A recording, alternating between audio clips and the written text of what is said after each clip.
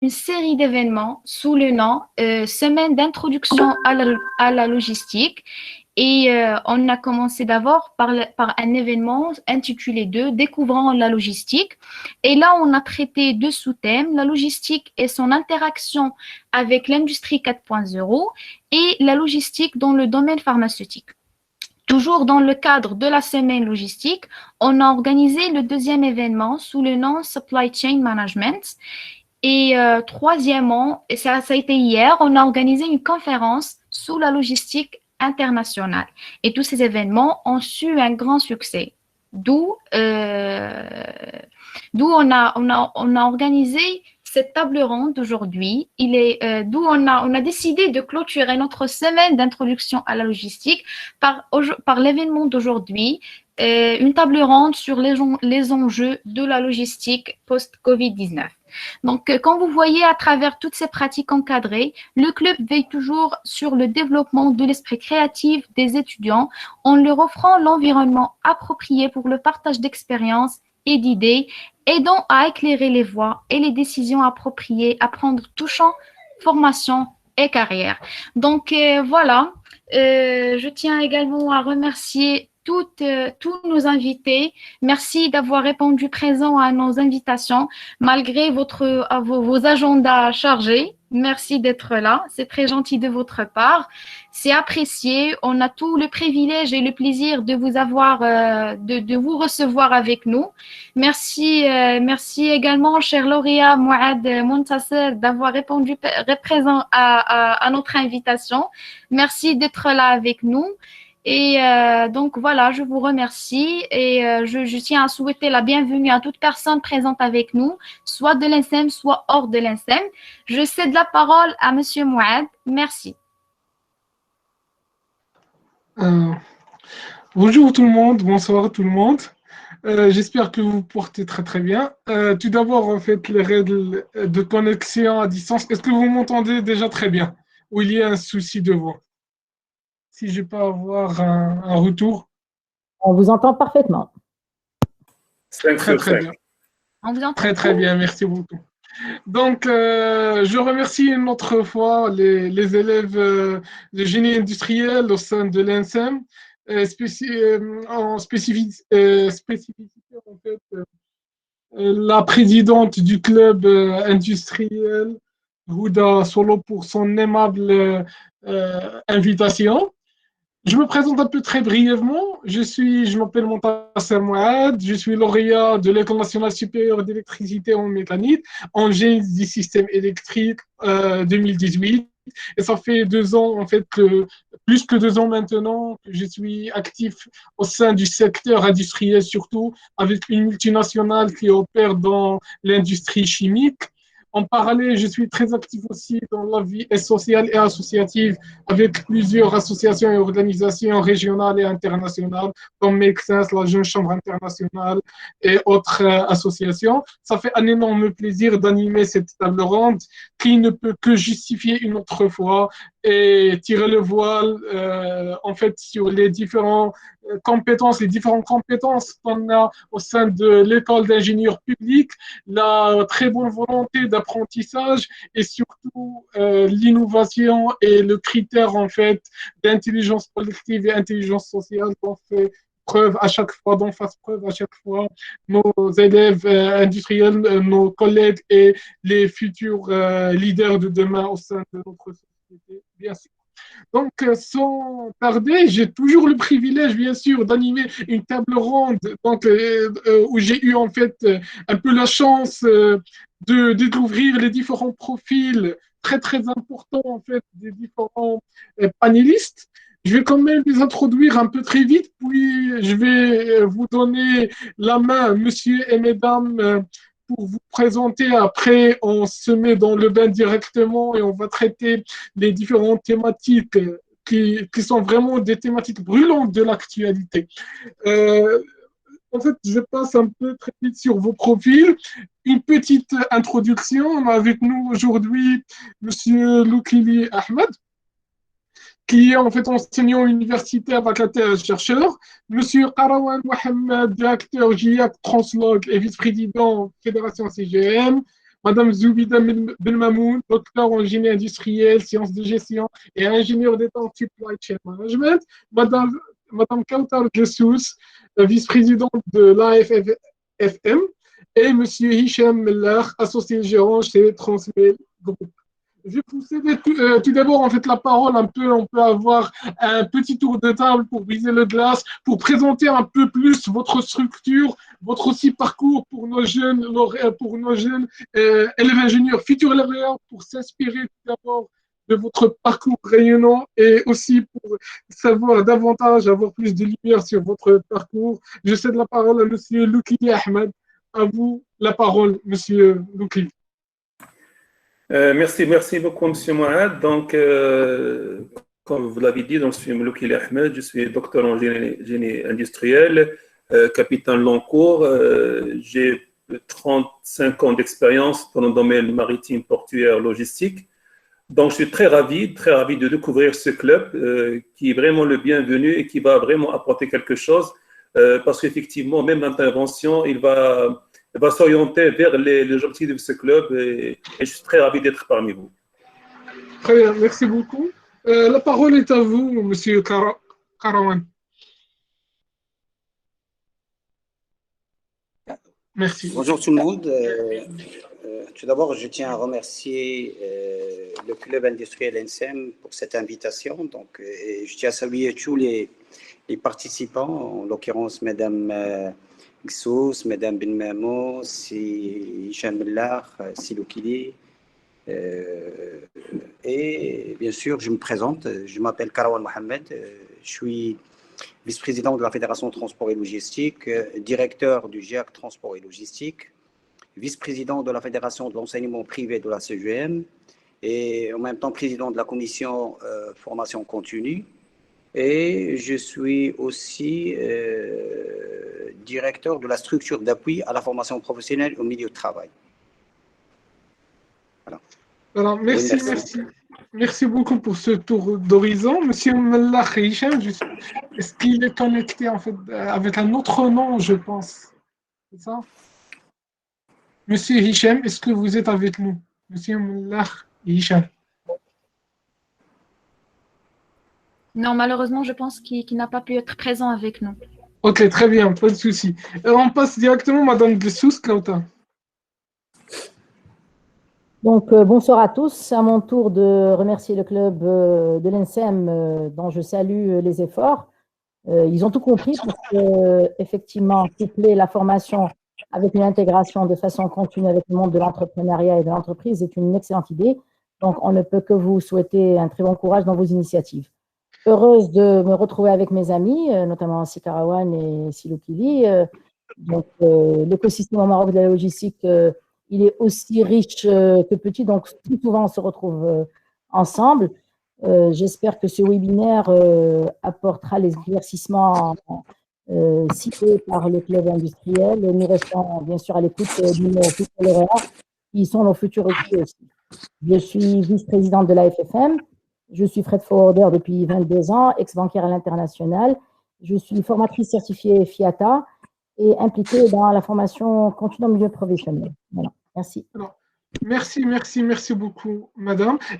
En fait, je saute sur l'occasion pour demander à nos chers auditeurs, à part bien sûr les panélistes, si en fait, simultanément avec les panélistes prennent la parole, n'hésitez pas, s'il vous plaît, de vous mettre en sourdine, de couper le micro. C'est la phrase de 2020-2021, mais on doit quand même en fait la dire parce que ça met un petit écho. Donc, juste en fait pour garantir la qualité de la prestation. Enfin, Madame Zoubida Belmamoun, que je remercie tellement, bien sûr. Je pense que ce n'est pas la première fois, ni la deuxième, ni la troisième qu'elle a été très active avec plusieurs clubs universitaires. Je la suis aussi sur les réseaux sociaux. Merci énormément pour votre engagement et à vous la parole, Madame Zoubida. Merci beaucoup, Simoad. Merci beaucoup au club industriel de l'ENSEM qui m'invite encore une fois. En fait, cette fois avec une nouvelle casquette. En fait, sur les réseaux sociaux, je suis présente avec plusieurs casquettes. Aujourd'hui, je vais me présenter en tant que logisticienne. Ben, moi, je suis à la base ingénieur d'État en logistique. Donc, j'ai eu une carrière en tant que responsable logistique de plusieurs multinationales, notamment en aéronautique, en industrie, en fait, plusieurs industries, avant d'être professeur en supply chain. Donc, à l'université, dans plusieurs écoles d'ingénieurs. Donc, durant cette période de confinement, j'ai eu l'honneur de collaborer avec plusieurs écoles et plusieurs clubs d'écoles d'ingénieurs et en fait, universités aussi. Donc, pour parler des différentes thématiques qui touchent, que ce soit la logistique ou l'être humain d'une façon générale. Donc, c'est un grand plaisir pour moi. C'est un honneur d'être avec Silou Kili, Madame Kawsar Kessous et Sakaravan aussi. Donc, je vous remercie encore une fois. Merci énormément à vous.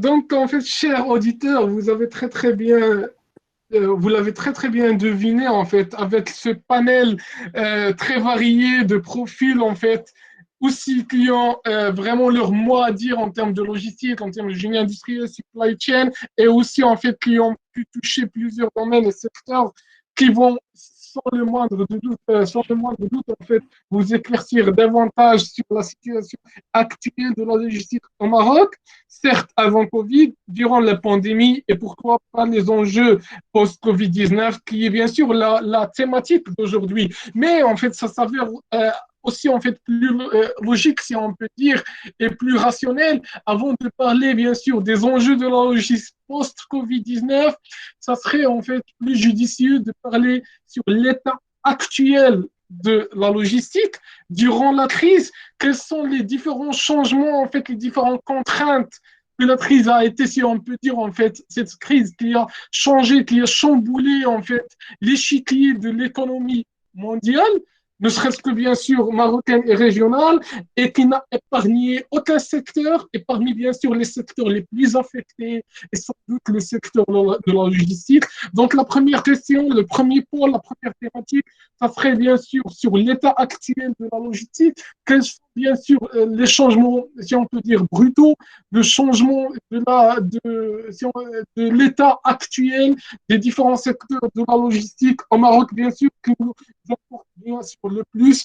Et donc, je vous cède la parole un peu pour faire l'état de l'art, si on peut dire, un tour d'horizon sur l'état actuel du secteur de la logistique au Maroc et quels sont les impacts de cette crise et sanitaire et économique. Je reprends, si vous voulez, le même ordre, puis après, on peut changer selon les questions et selon vos préférences et volontés. Si Ahmed Loukili, une autre fois, à vous la parole. Merci, M. Mouad. Et encore, je remercie les organisations pour l'invitation. Je remercie le club parce que vraiment, ça me fait plaisir de retrouver avec des amis.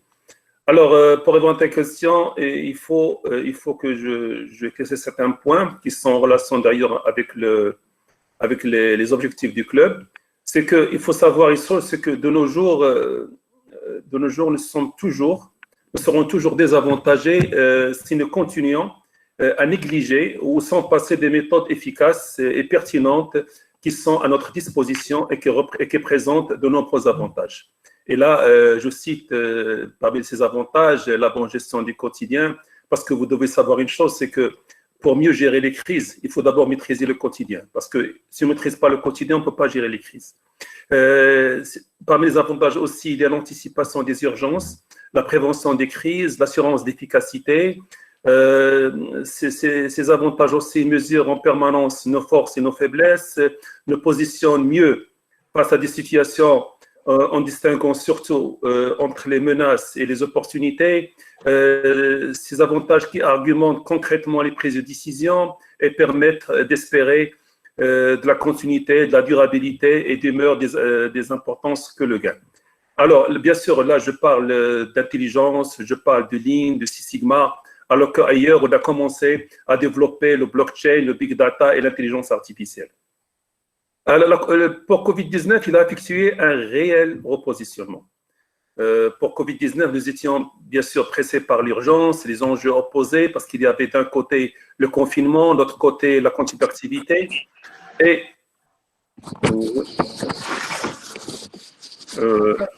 s'il vous plaît, coupez vos micros si vous ne prenez pas la parole, s'il vous plaît. Allez, c'est Ahmed. Oui, alors je disais que le Covid-19, il a montré le degré d'agitation, le niveau de préparation aux crises et aux situations urgentes. C'est une expérience, certes, douloureuse, mais il faut reconnaître qu'elle est très riche en enseignements.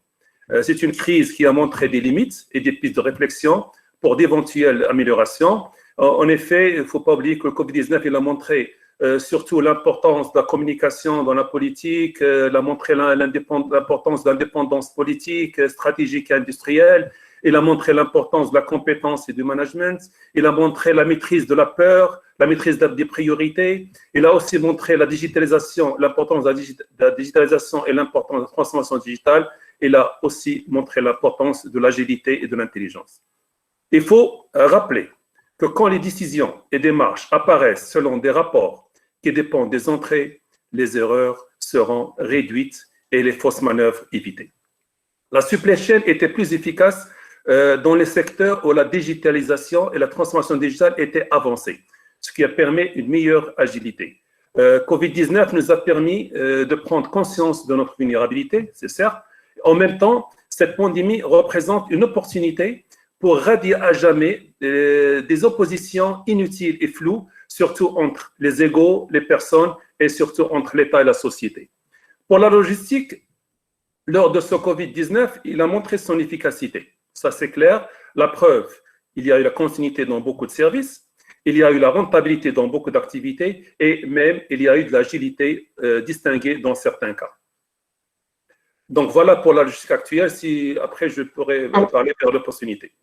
Exactement. Merci beaucoup, Loukili, pour en fait cet état actuel, si on peut dire ce bilan-là, c'était assez holistique. Je vais quand même en fait laisser la parole aux autres intervenants, puis à la fin on peut faire un bilan résumé de vos différentes interventions. Donc si Karawan, si vous souhaitez rebondir sur la première intervention de Monsieur Loukili, à vous la parole. Oui, merci Siloukili qui a retracé, je dirais, qui a donné un portrait sur la situation de la logistique, bien sûr, en face de cette crise de Covid. Mais moi, je voudrais juste revenir sur la pandémie de Covid-19 qui a touché sévèrement notre vie et nos pratiques quotidiennes qui ont été totalement bousculées. Donc, la pandémie du coronavirus, elle a exposé la population, bien sûr, à une situation imprévue, nécessitant des réaménagements, bien sûr, sur un temps record, d'accord, de nos modes de vie. Bien sûr, le confinement, il a constitué un danger pour certains segments de population, donc on le voit, on a vécu ça, notamment les personnes et les familles déjà en situation de vulnérabilité, donc de précarité sociale et économique. Le virus est toujours là, il est toujours présent, les gestes et les dispositions préventives sont toujours d'actualité, les gestes barrières, les distanciations, l'isolement, les personnes affectées, tout ça impacte d'une manière directe nos modes de vie. Chacun de nous, je pense qu'il est touché aujourd'hui par cette situation de vigilance sanitaire, même si cela est d'une manière, je dirais, différenciée des uns par rapport aux deux autres. Chacun et chacune de nous a vécu, peut-être même il est là pour exprimer, je dirais, un rapport, je dirais, d'un bouleversement que le coronavirus a entraîné, ne serait-ce que, je dirais, cette visioconférence d'aujourd'hui. Donc, on a été habitué à faire, je dirais, des tables rondes en présentiel. Aujourd'hui, on est en mode visioconférence. Je dirais, pas plus tard, je pense que hier, ma mère m'a appelé d'un smartphone alors que je n'avais pas l'habitude de la voir sur la vidéo. Donc aujourd'hui, tout le monde il est connecté. Vous savez qu'aujourd'hui, la digitalisation, il a chamboulé tout le monde et aujourd'hui, on est devenu esclave, entre guillemets, je dirais, de l'Internet. Donc, tout ça fait qu'aujourd'hui, le mode de vie a complètement changé. Alors, avant d'aller vers, bien sûr, les enjeux de la logistique. Donc, d'abord, un impact sur notre vie quotidienne, un impact sur nos comportements, un impact sur notre situation beaucoup plus sociale aussi, avant d'aller vers, je dirais, un enjeu beaucoup plus logistique. Et vous le savez mieux que nous, que l'économie mondiale a été fragilisée suite, bien sûr, à ce confinement qui a été observé dans l'ensemble des pays, bien sûr, et la logistique étant un secteur qui est très sensible et qui se trouve au milieu de l'ensemble, je dirais, des activités économiques, des services aussi, a été touché par cette pandémie. La chaîne logistique mondiale n'a pas pu résister, il faut le dire, à cette crise, et c'est pourquoi la situation de retour à une production plus proche du consommateur, parce que c'est très important, locale et indépendante, s'est imposée comme une seule solution aujourd'hui viable pour répondre rapidement aux différentes pénuries. La relocalisation, donc on parle aujourd'hui d'une relocalisation, bien sûr, on n'est plus sur une organisation mondiale gérée là où on va produire en Chine, on va ramasser, faire le ramassage au Maroc et puis livrer aux États-Unis. Je pense qu'aujourd'hui,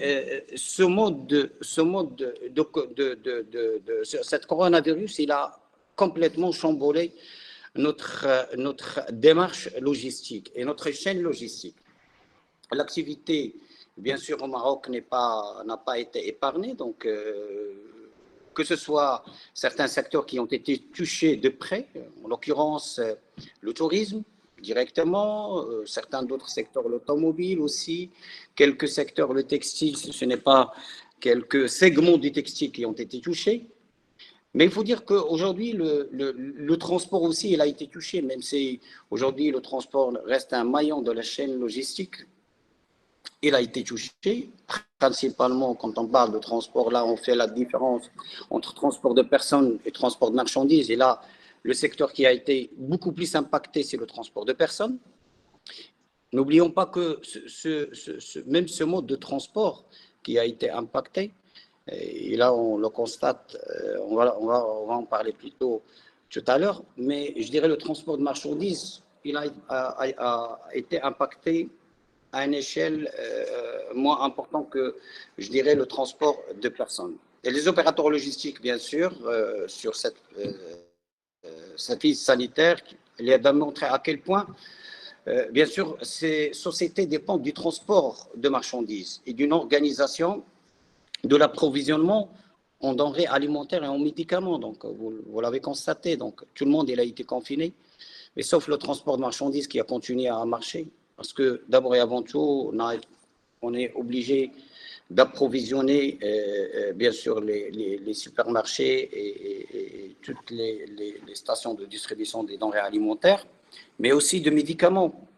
Parce que même si les blocs sanitaires, ils ont continué à travailler, les centres hospitaliers, l'approvisionnement en médicaments est devenu, bien sûr, très important. Et là, j'enchaîne sur ce qu'on appelle la logistique hospitalière, et je pense qu'aujourd'hui, peut-être tout à l'heure, on en aura l'occasion d'en débattre, quels sont les segments et quels sont, je dirais, peut-être quels sont les différents métiers qui vont émerger face à cette crise de coronavirus qui a chamboulé même le mode de consommation aussi. On le voit sur le e-commerce qui commence à être développé d'une manière, je dirais, très importante. Mais n'oublions pas que derrière le e-commerce, il y a ce qu'on appelle la gestion du cash qui reste encore posée, sachant que les Marocains n'ont pas tous cette culture du paiement par carte. Et on le voit sur Jumia ou Glovo, ils ont cette problématique de la gestion du cash. Le manque de confiance aussi, donc ça permet qu'aujourd'hui, le consommateur ne peut pas payer par carte parce qu'il a besoin d'abord de recevoir sa marchandise et de s'assurer que c'est bien avant d'aller vers le paiement. Le retour, bien sûr, des marchandises et tout ça, ça rentre dans ce qu'on appelle la gestion de retour. Et ça, c'est une autre logistique. La distribution de vaccins, même si aujourd'hui on a reçu le vaccin, mais il faut qu'il y ait toute une logistique de distribution de vaccins. La logistique du dernier kilomètre, parce que même avec le e-commerce, il faut qu'il y ait une logistique du dernier kilomètre. Et aujourd'hui, bon, je dirais le monopole de la Poste sur cette activité de distribution laisse aujourd'hui quelques points de vigilance sur lesquels je pense que notre économie doit veiller et en même temps doit travailler sur une nouvelle réorganisation. Voilà, donc en gros, je ne voudrais pas monopoliser la parole parce qu'il y a plusieurs points sur lesquels on pourra revenir, aussi bien sur la formation aussi, parce que là, il y a beaucoup de choses à dire sur la formation avec ce coronavirus, mais je pense que Madame Ksous, je laisserai la parole à Madame Ksous, qui est spécialiste beaucoup plus sur tout ce qui est logistique à l'international, hein, puisqu'il gère aujourd'hui une grande société de transport à l'international. Donc, je pense qu'il est mieux placé pour aller directement et parler chiffres beaucoup plus, alors que moi, je reviendrai après sur les aspects, je dirais, beaucoup plus stratégiques et qui touchent principalement à la formation professionnelle et à la formation supérieure aussi. Voilà, très bien. Merci beaucoup pour tous ces éclaircissements et en fait parce que c'est vraiment, vous avez pu en fait toucher plusieurs points, plusieurs secteurs.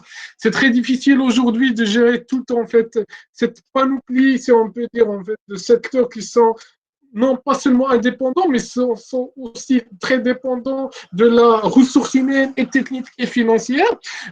Quand même, je dois en fait souligner un point très intéressant pour les auditeurs, surtout pour les élèves ingénieurs. N'hésitez pas de poser vos questions en parallèle sur le chat pour qu'on puisse après en fait orienter ces questions, les poser aux panélistes parce que à la fin en fait ce qui est le plus important c'est de répondre à vos attentes, d'éclaircir aussi en fait les points, si on peut dire, qui ne sont pas assez clairs, qui ne sont pas assez évidents, et surtout pour avoir une très grande valeur ajoutée à la fin de ce panel. Donc n'hésitez pas à être interactif, c'est le but ultime de cette table ronde.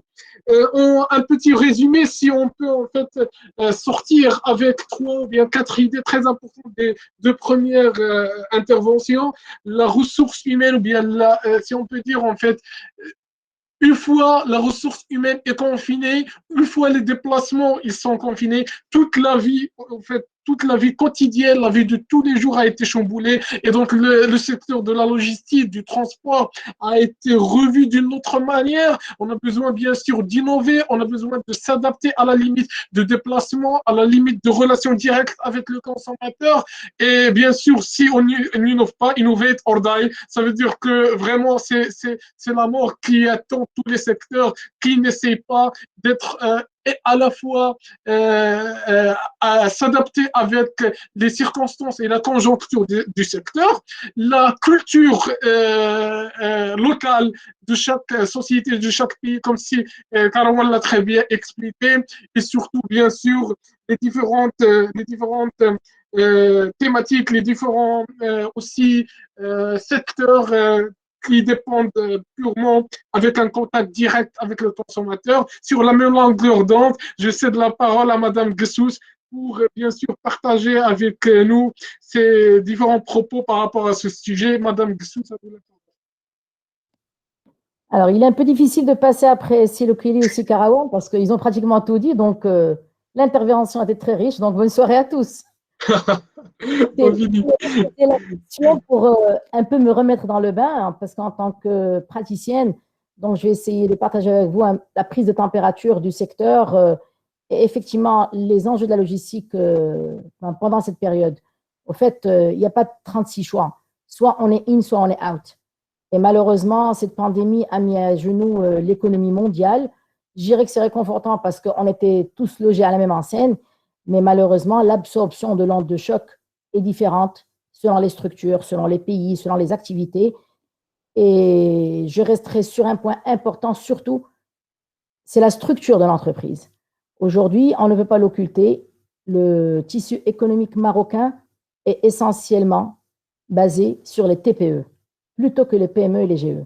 Donc, il est vrai que les efforts ont été déployés par le gouvernement pour essayer d'apporter une aide ou pour éviter à ce qu'il y ait des fermetures ou des mises de clés sous le paillasson. Et heureusement et fort heureusement, en tout cas en ce qui concerne les freight forwarders faisant partie de notre association, alhamdoulilah, toutes les entreprises ont maintenu le cap.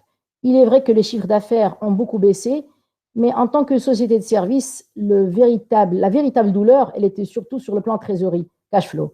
Parce que pour pouvoir, en tant que commissionnaire de transport international, ou freight forwarder, ou architecte, je dirais, qui est l'appellation la plus légitime un peu de notre activité, nous achetons un service que nous revendons.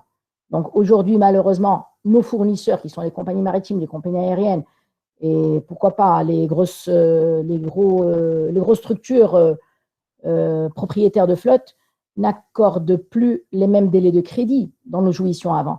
Et en parallèle, nos clients, qui eux aussi sont impactés par cette pandémie et ce confinement, parce que le consommateur finalement étant confiné, ne consomme plus autant. Le transport, comme l'a souligné Sikarawan, a maintenu le cap parce que c'est une activité transverse. Donc, on ne peut pas importer sans transporter, on ne peut pas distribuer sans transporter. Donc, finalement, c'est un secteur qui se retrouve au niveau de tous les maillons pour rester dans l'appellation supply chain. Donc là, les enjeux, comme je l'ai souligné, le choix, en fait, on n'avait pas de choix, donc il fallait rester dans la course. Et on ne pouvait rester dans la course qu'en faisant preuve d'agilité. C'est vrai que aujourd'hui, on a vu l'émergence d'une terminologie qui n'est certes pas nouvelle, parce que dans le monde entier, il y a des termes qui reviennent souvent, mais au Maroc, aujourd'hui, nos managers, effectivement, les mots d'ordre, agilité, résilience, agilité, résilience. On ne peut avancer, subsister ou survivre qu'en étant agile. Et cette agilité-là, on ne parle pas, parce qu'on parle effectivement d'industrie 4.0, mais aujourd'hui, les structures qui ont survécu, ce ne sont pas les robots qui ont réussi cette survie, c'est l'être humain. Donc aujourd'hui, toute entreprise, et si je me limite aux freight forwarders que nous sommes, eh ben, on a tous fait preuve d'agilité. On a tous fait en sorte de nous adapter aux gestes barrières, au télétravail, mais ça a demandé des investissements.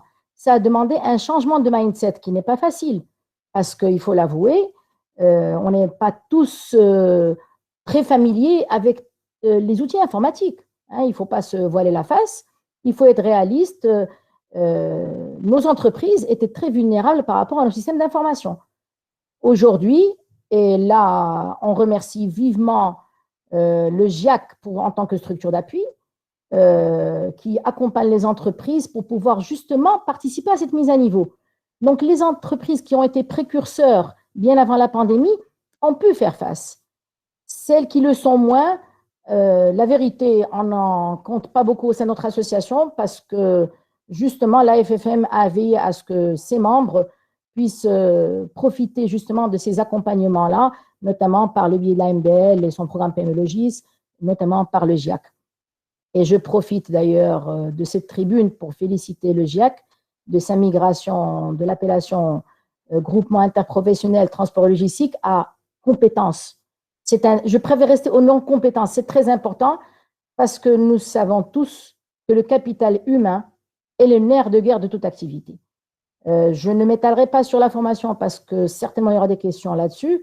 Je préfère juste me limiter à nos structures qui aujourd'hui ont tous adopté des PCA, des plans de continuité d'activité, parce qu'on a beau avoir tous notre SCRM, Supply Chain Risk Management, mais il y a c'est impondérable, ce genre de pandémie par exemple, ben, écoutez, personne ne s'attendait à une telle crise. Une crise aujourd'hui où les experts ont du mal jusqu'à présent à tracer une feuille de route claire, précise et concise.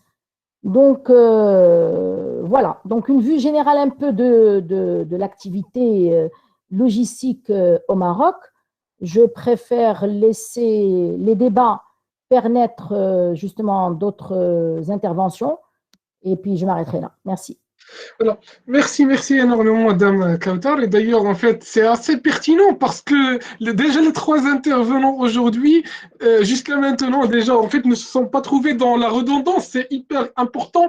Vous avez touché, en fait, des secteurs assez différents, mais qui restent jusqu'à aujourd'hui, en fait, un triangle, ou bien des points hyper importants, en fait, qui, si on peut dire, structure, qui sculptent, en fait, la vérité, la réalité qu'on vit aujourd'hui. Si je peux un peu résumer l'intervention de Mme Kautar pour en fait passer la parole à Mme Zoubida Ben Mamoun, c'est aujourd'hui, bien sûr, vous avez entendu, pas une fois, pas deux fois, mais maintes fois, on vit dans un monde VUCA, un monde volatile, incertain, complexe et ambigu. Et s'il y a une réponse aujourd'hui, je pense, si ce n'est pas la première parmi les rares fois dans l'histoire humaine, mais je pense même que c'est pour la première fois, on a tout arrêté pour la sécurité de l'homme. Une fois, en fait, tous les pays du monde se sont trouvés d'accord pendant 3 mois ou bien 4 mois, on va tout geler, sauf bien sûr quelque chose qui est ingelable, si on peut dire en fait, qui est hyper important pour préserver la ressource humaine, même dans les plus grandes guerres, même dans les plus grandes crises, jamais on a favorisé la ressource humaine par rapport à la continuité d'activité, à la continuité de service. Et donc, en fait, on a pu prendre toutes les différentes démarches pour pouvoir résister à ce choc que tout le monde se trouve en fait confiné dans un lieu très bien défini, en fait, avec une limitation de déplacement et sans bien sûr activité économique importante. Et sur ce, je vous passe la parole, Madame Zoubida, pour nous éclaircir davantage sur votre point de vue par rapport à la thématique. En fait, merci beaucoup pour ce riche débat. En fait, je vais essayer de rebondir sur ce qu'a dit M. Kili, Sekarawan et Mme Ksous. C'était très, très riche. Et notamment, vous avez parlé de la digitalisation. En fait, c'était pas un choix, mais heureusement, en quelque sorte, parce qu'à un certain moment, on se disait à quel moment on va adopter la digitalisation. Donc, tout à l'heure, M. Kili a parlé du Lean Six Sigma, en fait, comme si c'est un concept qui est appliqué ailleurs et nous, on est encore à son application. Ben, heureusement qu'on est encore, on a besoin de l'application du Lean Six Sigma à chaque fois. Et moi, j'aime bien l'histoire en fait, de Lean Management surtout, qui était là suite à une crise. Parce que c'est Toyota, lorsqu'elle l'a mis en place, elle était en crise. Le Japon, c'était après la Deuxième Guerre mondiale. Et après cette crise, ils ont dû chercher quelque chose pour sortir de cette crise. Et à partir, après chaque crise, on innove, on fait en sorte de faire des choses et des modes d'emploi, des méthodologies qu'on va adopter et qui vont nous aider à mieux en fait, s'adapter au monde où on est maintenant. Donc, maintenant, le Lean Six Sigma, oui, il s'applique toujours ailleurs, même ailleurs. Il n'est pas appliqué partout. Et alors, surtout lorsque Mme Ksous, elle a parlé des TPE et surtout du rôle du GIEC là-dedans, parce que le GIEC, il a un grand rôle pour appuyer les sociétés logistiques et surtout les TPE pour notamment mettre à niveau leur comportement. Et parce que le Lean Six Sigma, on parle d'optimisation. Et surtout lorsque vous avez parlé d'un secteur critique et maintenant le grand sujet de recherche qui est la logistique hospitalière. Donc, le secteur hospitalier, il souffre et notamment la grande souffrance qu'on connaît après chaque crise, c'est la gestion des stocks. La gestion de stock des médicaments, la gestion de stock. Donc, vous avez parlé du cash, du working capital, donc la gestion des cash, vous avez tous parlé du cash. Donc, comment on va gagner dans le cash si on ne gère pas mieux, on n'optimise pas ses stocks. Et donc, il y a énormément d'outils maintenant qu'on va puiser. On aura toujours besoin, on a besoin toujours de ces ingénieries de formation, on a besoin des accompagnements de consultants, justement, pour aider les entreprises à sortir. Parce que si on optimise très, très bien le stock, on a toutes les chances pour en fait se mettre dans la course, comme a dit Mme Ksous. Donc oui, on peut sortir, mais en voyant le bon côté des choses.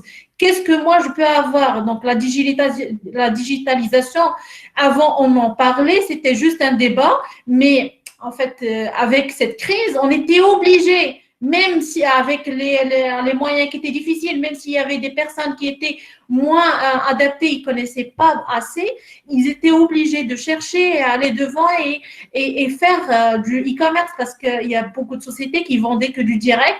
Ils étaient obligés de passer au e-commerce et c'était une occasion pour s'ouvrir lorsque la crise va partir. Heureusement, le vaccin, peut-être la vie va revenir et c'est ce qu'on espère, elle va revenir à la normale. Mais ces entreprises, ils vont trouver que ça a doublé. Oui, ils ont connu la crise maintenant, mais ça leur a permis de faire le digital et en fait la vente directe aussi. Donc, ils ont tous les moyens maintenant. Donc, on commence à voir quelques opportunités pour la formation. Moi, je partage mon expérience en tant que professeur. Les étudiants, maintenant, je les vois beaucoup plus motivés en fait, ils sont tous en train de demander le cours en présentiel. En fait, juste avant la crise, tout le monde cherchait à s'absenter. Maintenant, je ne comprends pas, tous les étudiants, ils me disent, s'il vous plaît, on veut 1 heure encore de plus en présentiel. Moi, je n'ai jamais connu ça, en fait, lorsque j'étais étudiante en tant que professeur. Ça fait plaisir. Donc, on commence à sentir la valeur des choses. Donc, la formation, je crois, elle va avoir une autre valeur par la suite parce que lorsqu'on perd certaines choses, on commence à connaître leur valeur. Encore maintenant, on est encore autour de cette table ronde. Peut-être que ce n'est pas tout le monde qui était vraiment sur Casa. Moi, en fait, juste la semaine dernière, j'étais sur Khalibga, j'étais sur Agadir, j'étais avec ces webinaires. Donc, cette tendance de webinaire, elle n'existait pas avant.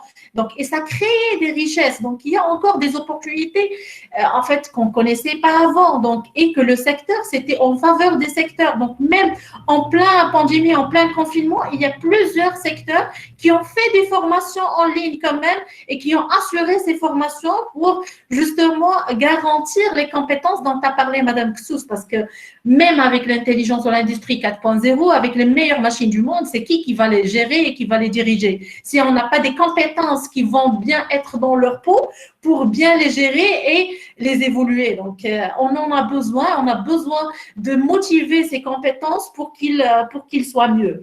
Donc, on a parlé aussi en fait, de gestion de stock, juste pour revenir, la gestion de stock et l'utilisation de tous les outils, notamment le Lean Six Sigma. En fait, en 2008, il y avait la crise mondiale. Donc, avec la crise mondiale, qu'est-ce qu'ils ont fait? C'était comme la Deuxième Guerre mondiale. Ils ont commencé à revoir comment optimiser, comment chercher les choses. Donc, maintenant, je crois que c'est l'occasion pour commencer à regarder quelles sont les opportunités qu'on a entre les mains et comment on va travailler en équipe. Bon, en fait, peut-être c'est un petit truc qui est dérangeant qu'on avait, mais lorsque chacun il travaille de son côté, la chance pour arriver au meilleur résultat, elle est minime par rapport en fait, de travailler en équipe, de travailler notamment la création des consortiums, la création des entités telles que le GIEC pour aider, appuyer certaines entités pour évoluer. Donc, plus on travaille en équipe, plus on va saisir ces opportunités pour évoluer, donc profiter des formations et profiter de l'expérience des autres pour justement aller devant. Donc, j'espère que c'était assez bref et merci beaucoup. Oui, merci à vous, Madame Benmamoun. C'était assez clair, assez perspicace, si je peux dire, en fait. Surtout, vous avez cité 3 points, moi, que je pense c'est vraiment la clé de réussite après cette crise et durant aussi cette crise. La première, j'invite aussi l'auditoire de la noter très bien, c'est que, en fait, tous les progrès qu'a connu l'humanité, les grands progrès sont venus, en fait, si on peut dire, après une crise. Vous pouvez consulter toute l'histoire, vous pouvez consulter, en fait, les différents, si on peut dire, success stories entre parenthèses. Il y a toujours une crise à l'amont qui a été ce point tournant, qui a été ce précurseur, qui a été ce point, en fait, d'inflexion qui a changé une direction. Et donc, c'est aujourd'hui ou jamais, en fait, où on doit vraiment s'adapter plus. D'ailleurs, on en a parlé très bien avec Madame Dessous, les systèmes d'information, la digitalisation aujourd'hui. Il faut dire que la digitalisation est certes un processus non pas compliqué, mais complexe. Mais aujourd'hui, malheureusement, la plupart des entreprises sont très loin de la digitalisation. À peine on parle de la numérisation et c'est pas encore, en fait, quelque chose qui est donné pour tout le monde. La digitalisation avait tout ce qui est en fait ressources techniques, matériel, processus, les livrables qui sont portés de tout le monde, la clarté dans les processus, la clarté dans l'intégration de la data, de la donnée et tout ça, en fait, c'est tout un parcours qu'on va suivre. Certes, aujourd'hui, avec la crise, c'est un incubateur et les entreprises et les personnes et les élèves ingénieurs et les ingénieurs de demain qui ratent le virage de la formation, qui ratent le virage du e-learning, qui ratent le virage de la digitalisation et le virage en fait d'un système d'information intégré qui met la ressource humaine au cœur du développement, va tout simplement rater le développement et va tout simplement rater cette opportunité de rester à vie dans ce secteur, quel que soit le domaine. Après, le troisième point qui est aussi très important, et on l'a vu avec cette crise, et que les 4 intervenants l'ont souligné très bien, que cette crise a montré que la seule, si on peut dire, en fait, voie, le seul issue, si on peut dire aussi, pour pouvoir limiter la casse, pour pouvoir limiter la crise, c'est l'entraide collective. C'est la force du collectif, c'est le travail en équipe. Aujourd'hui, cette semaine a été déjà, en fait, la semaine a été le forum international, le forum économique international Davos, et c'était toujours parle de la résilience, et tout, en fait, les décideurs à l'échelle internationale se sont mis d'accord aujourd'hui sur une seule chose. Si on veut sauver notre planète, c'est ensemble ou personne. Aujourd'hui, on est vrai en mode binaire. Soit on est tous sauvés, soit si on laisse quelqu'un derrière nous, on ne va pas être à l'abri d'une autre crise, d'une autre vague et de d'autres vagues. Avant de passer au deuxième volet, et je remercie d'ailleurs l'un des auditeurs qui a posé une question, et je vous invite tous et toutes, chers auditeurs et auditrices, à poser vos questions, vos demandes pour qu'on puisse y répondre. Il y a Si Youssouf Idrissi qui demande, il veut savoir davantage la capacité du secteur industriel, celui de la logistique, de la supply chain au Maroc, sur comment attirer des profils, ça, on va rebondir bien sûr, intégrer surtout, quand on a déjà cité les techniques relatives à l'intelligence artificielle, pour augmenter la résilience. Ça veut dire en fait, la question il est assez claire. Et où sommes-nous aujourd'hui, bien sûr. Donc ça, c'est pas une question déjà, c'est 3 questions dans une seule question. Et donc, à vous la parole. S'il y a l'un de nos chers conférenciers volontiers qui veut répondre à une partie ou bien les différentes parties de la question. Karawan, c'est ça. Oui, très bien. Donc là, je vais porter ma casquette, je dirais, d'expert. Beaucoup plus de la formation professionnelle et de la formation supérieure. Donc, effectivement, vous l'avez bien souligné. Donc, je voudrais revenir à un point qui est très important qu'on a abordé tout à l'heure et que Mme Kautar, je tiens à la remercier parce qu'il a souligné un point qui est très important, qui est, je dirais, le partenariat privé-public. Je pense que nous avons été très, je dirais, vigilants. En 2017, on a constitué une équipe, je dirais, experts des différentes associations, les experts des différentes commissions, je dirais, CGM, pour travailler sur ce qu'on appelle l'amélioration de la compétitivité logistique, bien sûr, suite, bien sûr, aux différents axes de la stratégie nationale logistique, en l'occurrence la réduction du coût logistique. Je pense qu'aujourd'hui, ça a été souligné tout à l'heure, et tout le monde le sait qu'aujourd'hui, le rôle capital, je dirais, de la logistique, ne serait-ce que, je dirais, la logistique hospitalière, bon, si on va se limiter là, et la logistique des denrées, bien sûr, alimentaires. Donc, si on se reste juste sur ces deux côtés, et on a compris qu'aujourd'hui, il faut qu'on arrive à travailler d'une manière très intelligente, à capitaliser, je dirais, les différentes, bien sûr, opportunités offertes, que ce soit financière, que ce soit technique, conjuguer cette intelligence collective pour faire émerger, je dirais, un programme qu'on a baptisé programme PME Logis, donc programme de mise à niveau logistique destiné bien sûr aussi bien aux chargeurs, les industriels, les grossistes, les semi-grossistes, que bien sûr les prestataires de services logistiques, et sur lesquels on a d'abord et avant tout se focalisé sur 2 volets: agir sur l'entreprise et agir sur le capital humain. D'accord ? agir sur l'entreprise en termes d'amélioration de la compétitivité et agir sur les ressources humaines en termes d'amélioration des compétences. Parce qu'on ne peut pas travailler en dehors des compétences. Et sur ce volet-là, il y a un des axes que Mme Kautsar a souligné, c'est la digitalisation de la supply chain. Vous le connaissez, donc peut-être que je suis en face des experts en logistique. WMS et TMS étaient parmi les systèmes qu'on a bien sûr privilégiés dans le financement. Après certains séminaires, on s'est rendu compte, mais pourquoi uniquement un WMS et un TMS, pourquoi pas un ERP dans lequel on trouvera certains modules. Bon, peut-être un module, je dirais, gestion des entrepôts, un module gestion de la flotte, un module, et pourquoi pas même un module, d'autres modules qui se rapportent bien sûr au système d'achat, la gestion des clients, et peut-être un système intégré qui va permettre aujourd'hui à l'entreprise de ne pas être sur 3 ou 4 systèmes différents. Et là, on sera sur chercher des interfaces à droite, à gauche pour qu'ils puissent communiquer ensemble. Et on a dit, bon, pourquoi pas ne pas réfléchir à aller plus loin.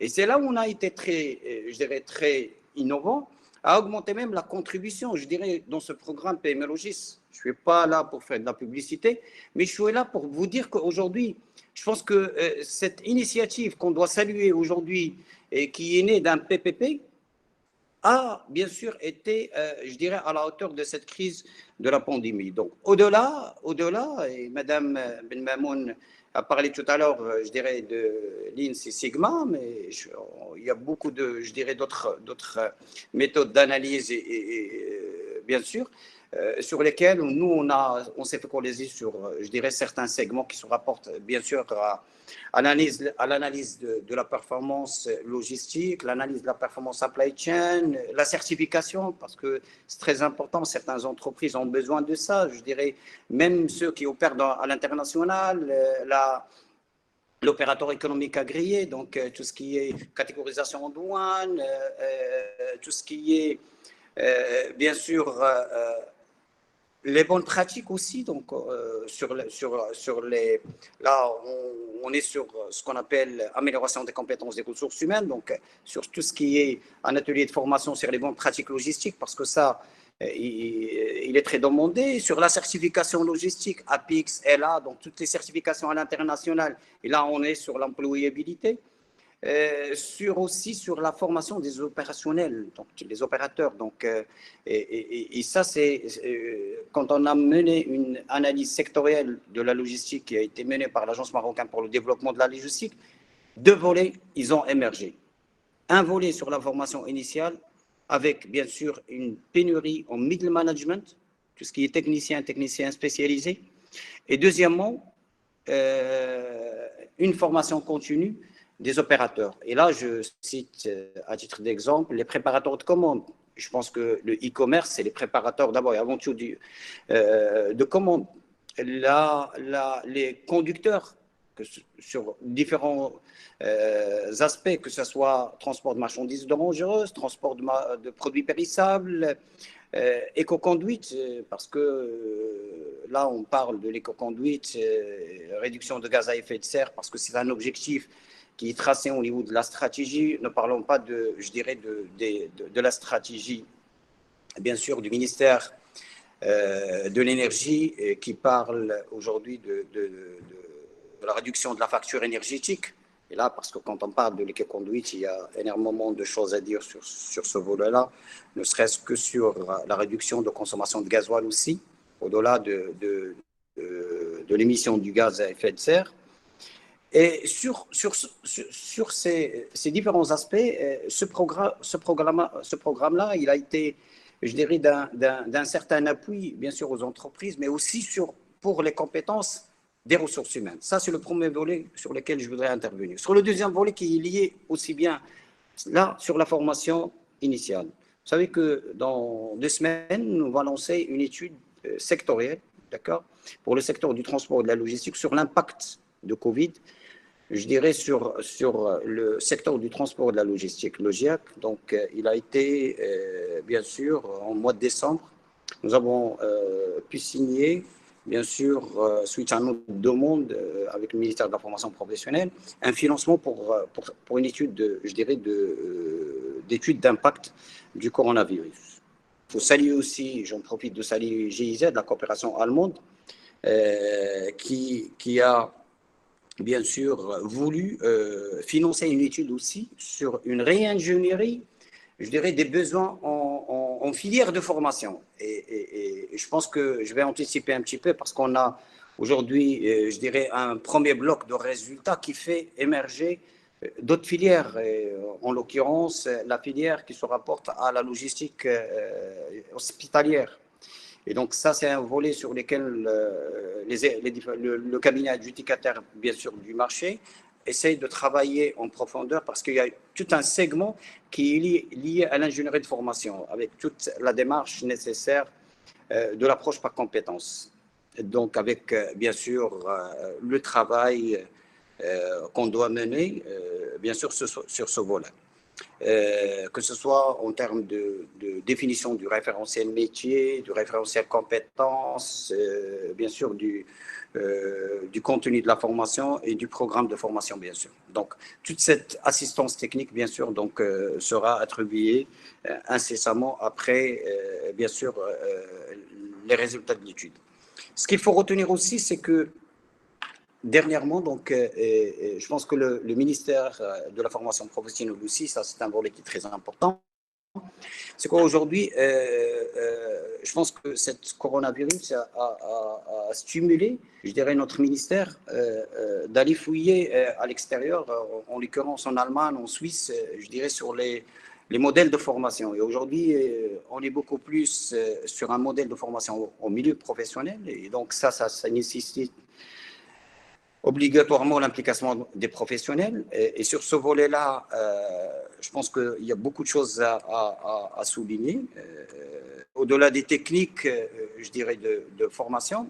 Et sur ce volet-là, il y a eu un travail. Je tiens à remercier aussi Mme Kautsar, l'AFFM, toute l'association, bien sûr, de l'AFFM, qui se sont mobilisés sur un travail de réingénierie des programmes de formation. Ça, c'est très important aussi, parce qu'on a mené tout un travail sur la réingénierie des programmes de formation. Et on a revu le référentiel métier, parce que qui dit compétences, avant de parler de compétences, on parle de métier. Et quand on parle d'un métier, ce qui manque aujourd'hui, c'est que malheureusement, les programmes de formation, il y a une pléthorie, je dirais, des intitulés, mais je dirais en termes de contenu, il y a beaucoup de choses à dire, et je pense que l'occasion aujourd'hui est donnée à l'ensemble, je dirais, peut-être des universités, des écoles supérieures, de revoir leur programme de formation. Et qui dit révision du programme de formation dit d'abord et avant tout toute une réingénierie du programme. Et une réingénierie du programme passe d'abord et avant tout par l'étape qui est très essentielle, le référentiel métier. Et qui dit référentiel métier dit une description détaillée de l'ensemble des tâches d'un métier. Parce que si on arrive à décrire d'une manière très synthétique l'ensemble des tâches pour l'exercice d'un métier, ça nous facilite le passage vers ce qu'on appelle le projet de formation, là où on trouvera toutes les compétences nécessaires pour l'exercice du métier avant d'aller vers le programme de formation nécessaire pour acquérir les différentes compétences. Je vais m'arrêter là. Exact. Ouais. Merci beaucoup ce point-là parce qu'en fait, on va revenir. Il y a une question qui est très, très bien ciblée, ce point-là. On va revenir à ceci parce qu'en fait, c'est le pont et le point de lien entre la vie professionnelle et la vie estudiantine. Et on va revoir en fait ce point-là à la fin. Il y a des auditeurs qui ont posé cette question, surtout avec la digitalisation. Merci beaucoup. Merci, Monsieur Karawan, pour en fait cet éclaircissement parce que c'est pas évident de chapeauter tous ces volets-là qui sont hyper importants de nos jours, surtout les partenariats publics-privés et surtout en fait tirer bénéfice des success stories et surtout en fait des expériences qui ont réussi dans d'autres pays européens, asiatiques et d'autres pays qui ont très très bien réussi et surtout essayer de les dupliquer dans un contexte marocain assez différent. Je ne sais pas, est-ce qu'il y a un de nos chers panélistes qui souhaite rebondir avant de passer au deuxième volet. Il y a aussi des questions qu'on va traiter après le deuxième volet. Donc, surtout, en fait, ces questions très, très importantes des différents participants, on va revenir dessus, ne vous inquiétez pas. Voilà, je pense, est-ce qu'il y a quelqu'un qui souhaite rebondir ou bien on passe au deuxième volet? 1, 2 et 3, on passe. Voilà. Donc, le deuxième volet, en fait, je pense que c'est aussi important que le premier, parce qu'aujourd'hui, on trouve assez de data, assez de bilans, de la situation existante. Mais le souci pour moi et pour les différents auditeurs aussi, et pour les différents ingénieurs, quel que soit le secteur, c'est la feuille de route. C'est quels sont en fait les points, quels sont les volets dont on doit cibler si on va souhaiter bien sûr une économie assez diverse, mais surtout aujourd'hui on parle de la logistique, une logistique intégrée, une logistique en fait qui va permettre au Maroc de continuer à être l'un des grands joueurs au sein de l'Afrique, au sein du nord de l'Afrique, au sein de la Méditerranée, au sein des différentes régions. Donc, à votre point de vue, quels sont en fait des petites parties, si on peut dire, des petits volets du feuille de route que le Maroc doit suivre, que les logisticiens doivent suivre, les points sur lesquels on doit se focaliser, les leçons à apprendre, surtout dans ce secteur assez polyvalent, assez prenant, si on souhaite que le Maroc reste bien sûr un grand joueur de l'échiquier mondial en termes d'économie interorganisationnelle et de logistique intégrée. Si Loukili, à vous la parole. Merci Mouad, et merci aux autres intervenants.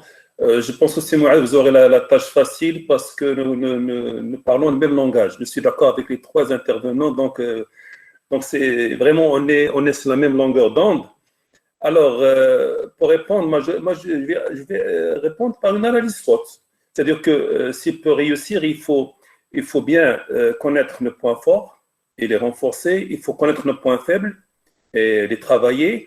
Et il faut bien sûr profiter des opportunités et il faut bien gérer les menaces. C'est aussi simple que ça. Mais avant de dire ça, je remercie beaucoup Sir Karawan parce qu'il a cité beaucoup de points très très intéressants.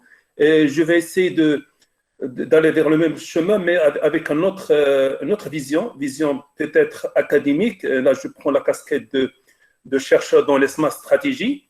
Et là, je peux dire des choses. Par exemple, lorsqu'on a parlé que actuellement les crises, c'est toujours les crises qui nous donnent des nouveautés. Oui, le temps, oui, mais maintenant, non. Maintenant, avec l'intelligence, on peut toujours faire des simulations, on peut toujours faire des prévisions, on peut toujours trouver des solutions sans que la crise vienne. On peut toujours prévenir des choses. Alors, ce que je veux dire par là, c'est que actuellement, comment dire ça, nous sommes dans un monde où on fait plus ce qu'on veut. On ne sait pas ce qu'on veut, on ne sait pas ce qu'il y aura demain. C'est pour cela qu'on parle beaucoup d'agilité. Actuellement, qu'est-ce qu'on fait? On fait ce qu'il faut faire pour arriver là où on mérite d'être, selon bien sûr nos atouts et nos ressources. La mondialisation nous incite actuellement à tracer d'abord le point avant de tracer la route. Parce que si on ne sait pas où on veut aller, ça ne sert à rien de faire des routes. Et avant d'espérer de profiter de toutes les opportunités qui sont annoncées, il faut d'abord savoir s'évoluer. C'est parce que ce n'est pas évident. Alors, n'importe quelle entreprise, s'il veut vraiment mettre une bonne analyse, il doit toucher 4 volets. Alors, les 4 volets, si on veut vraiment aller vers l'intelligence, il y a d'abord le volet homme, avec grand H. Et quand on parle homme, on parle de sujet, on parle de manager ou collaborateur. Et bien sûr, le deuxième volet, ça concerne toutes les relations, qu'elles soient verticales ou horizontales, entre les sujets. Et puis, le troisième volet, c'est lié à la compétitivité dans l'entreprise. Et le quatrième volet, il est lié à la concurrence. Alors, brièvement, pour le premier volet, il faut savoir que chacun de nous, il a son niveau d'intelligence, il a son degré d'implication, il a sa valeur ajoutée. Covid-19, il a réussi à montrer ces facteurs. Ce qu'il faut savoir, que ces niveaux, degrés et valeurs, ils sont gérables, mesurables et surtout, ils sont améliorables. Le manager responsable pour réussir avec ce collaborateur gagnerait bien en se concentrant sur les potentiels. Alors, pour le deuxième volet, sur la relation verticale-horizontale, il faut dire que un bon manager, c'est vrai qu'il est capable de réussir l'implication des collaborateurs, mais il ne faut pas oublier quelque chose de primordial, qui est la gouvernance de l'entreprise. Et la gouvernance, surtout sur certains points qui sont cruciaux. Et là, je parle par exemple de transparence dans les décisions, je parle d'équité dans les fonctions, je parle d'équilibre dans les relations et surtout, je parle de la stabilité dans les pouvoirs. Pour la troisième volet concernant la compétitivité, il faut savoir que n'importe quelle entreprise, grande, petite, n'importe quoi, il doit respecter certains points. Il doit respecter sa position stratégique pour éviter une aventure inutile et menaçante. Il doit être conscient de la stabilité de l'environnement, de sa force, de ses avantages compétitifs et des sources financières. Chaque entreprise devrait maîtriser ses points forts et ses points faibles pour mieux gérer les menaces et profiter des opportunités. Chaque entreprise doit s'ouvrir sur l'intelligence, sur la transformation digitale pour avoir plus de visibilité, de rentabilité, d'agilité, de traçabilité, de communication, de performance et justement, comme ça, il va réduire le gaspillage, les pertes et surtout les nuisances au développement. Et pour le quatrième volet, l'activité d'entreprise passe par un management de la concurrence à travers une gestion de l'évolution développée, respectant les 4 volets qui garantissent son efficacité, à savoir l'outil de veille, procédure de veille, réactivité à la veille et l'amélioration de la réactivité. Et bien sûr, il faut distinguer entre les veilles. La veille stratégique, ce n'est pas la veille juridique, ce n'est pas la veille réglementaire, ce n'est pas la veille technologique. Franchement, on mélange tout. Il faut savoir de quoi on parle. Il faut aussi signaler que Covid-19, il a permis de rendre toutes ces théories, parce qu'on parle beaucoup de ça, on parle toujours de théorie, il a rendu ces théories moins stériles et utiles pour permettre justement à toutes les pratiques d'être plus éclaires et plus efficaces. Ceci pousserait vers une ouverture des entreprises vers le centre de recherche et des universités, et ça fait plusieurs années, ça fait, je pense, depuis 2007 ou 2008, que des associations maintenant militent justement pour créer cette passerelle entre les universités, les centres de recherche et les entreprises pour vraiment s'entraider. Alors, si je dois récapituler ce que j'ai dit, je dirais que pour bien utiliser les outils disponibles pour atteindre les objectifs sans que les outils dépassent son statut d'outil, un engagement de la responsabilité du manager afin de gagner son équipe et éviter de la création d'une peur au sein de son équipe qui pourrait avoir comme conséquence directe un manque d'implication et d'engagement. La transformation digitale et l'intelligence sont devenues des nécessités absolues, donc une formation du personnel s'impose pour les accompagner doucement et progressivement par une communication adéquate vers ce changement digital sans résilience ni résistance qui toujours émane de la peur inutile des collaborateurs. Alors, pour la question de comment on pourrait bousculer l'entreprise vers l'intelligence, brièvement, je dirais qu'il faut travailler sur 3 volets. D'abord, le volet personnel, professionnel et social. Et on essaye de maintenir justement un équilibre entre ces 3 volets. Alors, comment? D'abord, il faut soigner la gestion du pouvoir. Il faut maîtriser les prises de décision, il faut maîtriser les objectifs et il faut maîtriser les analyses de résultats. Et là, je peux développer, après, s'il y a besoin, je peux développer chaque point.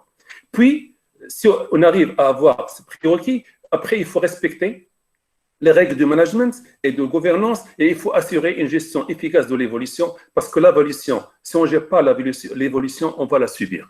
Ceci permet ainsi une surveillance continue des indicateurs et des procédures et aussi, ainsi, une réactivité va se développer et des bonnes pratiques vont s'installer pour se graver à toujours.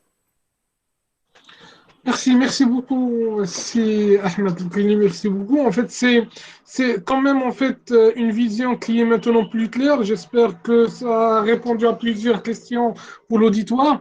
Donc, sur la même longueur d'onde, comme on dit, je cède la parole à Madame Zoubida s'il souhaite rebondir sur plusieurs points sur cette thématique-là pour reprendre le cap. Quelles sont en fait vos réflexions que vous souhaitez partager avec nous? Merci beaucoup, Simouad. En fait, je prends ma casquette en tant que chercheur en excellence opérationnelle et optimisation durable. Donc, moi, je dis que en fait, l'optimisation durable est la clé. En fait, ça reprend ce qu'a dit Monsieur Lokili tout à l'heure. Parce que en fait, oui, des fois, on est obligé d'optimiser sur le volet économique, et donc parce qu'on est touché, et c'est le cash flow qui est touché. Des fois, sur le volet environnemental, on en parle, mais c'est plus parce que c'est notre image et tout. On n'a pas encore cette conscience peut-être, mais plus on le travaille. Tout à l'heure, vous avez parlé, M. Karawan, sur l'émission du CO2 et, en fait, et tout ce qui nuit à l'environnement. En fait, en travaillant plus sur ça, c'est sûr que ça a de l'impact. Vous avez parlé tout à l'heure aussi du reverse logistique ou la logistique du retour. Maintenant, plus on la travaille, ça a un impact économique. Maintenant, on est sur ce volet-là pour aller devant, et ça va ça va nous aider aussi à s'allier avec l'intelligence artificielle, avec le machine learning, parce que si on combine les deux, on peut qu'évoluer. Et le troisième volet que vous venez tous de citer, c'est le volet sociétal. Donc, en prenant en considération, donc on optimise ça aussi, parce que moi, je veux que mes opérateurs soient productifs, mais moi, en tant que manager, je ne m'implique pas. En fait, je leur ramène un formateur et un consultant, et il est là, il fait n'importe quel projet. Bien sûr, lorsqu'on parle de projet, il y a énormément. Le Lean Six Sigma, il fait que c'est juste un petit exemple. Notamment, vous avez parlé de la certification ISO. ISO, c'est qu'un premier pas. L'ISO 9001, par exemple, c'est qu'un premier pas de l'excellence opérationnelle. La catégorisation, ça permet justement d'optimiser les délais. Parce que moi, je suis en catégorisée, donc je gagne énormément de temps côté douanier. Donc, en fait, il y a énormément de choses qui vont nous permettre d'optimiser, que ce soit sur le volet économique, que ce soit sur le volet humain. Donc, on revient sur le volet humain qui était un peu négligé, parce que depuis la nuit des temps, et donc depuis, lorsqu'on parle des crises, c'est parce qu'on cherche des crises, mais le Covid, c'est une crise. On est en train de passer par une crise. Il y a une crise et on va toujours connaître une période de crise suite au Covid. C'est le post-Covid, ça, c'est une évidence. On ne va pas fuir ça, mais on va saisir l'opportunité de cette crise pour chercher autre chose. Donc, sur le volet, comment optimiser le volet humain? Donc, on doit chercher à impliquer les managers, à les former aussi. Donc, lorsque je fais les formations pour les collaborateurs, les managers, ils croient qu'eux, ils n'ont pas besoin de ça. Et ça, c'est une vraie problématique qu'on a dans le marché. Donc, les managers, c'est les premiers à être formés, et comment fédérer, comment impliquer plus et rendre plus efficace et augmenter l'efficacité et l'efficience de ces équipes. Donc, augmenter en compétences, il y a énormément de choses. Tout à l'heure, on a parlé de gestion de stock, et par exemple, la CPIM, c'est que la gestion de stock.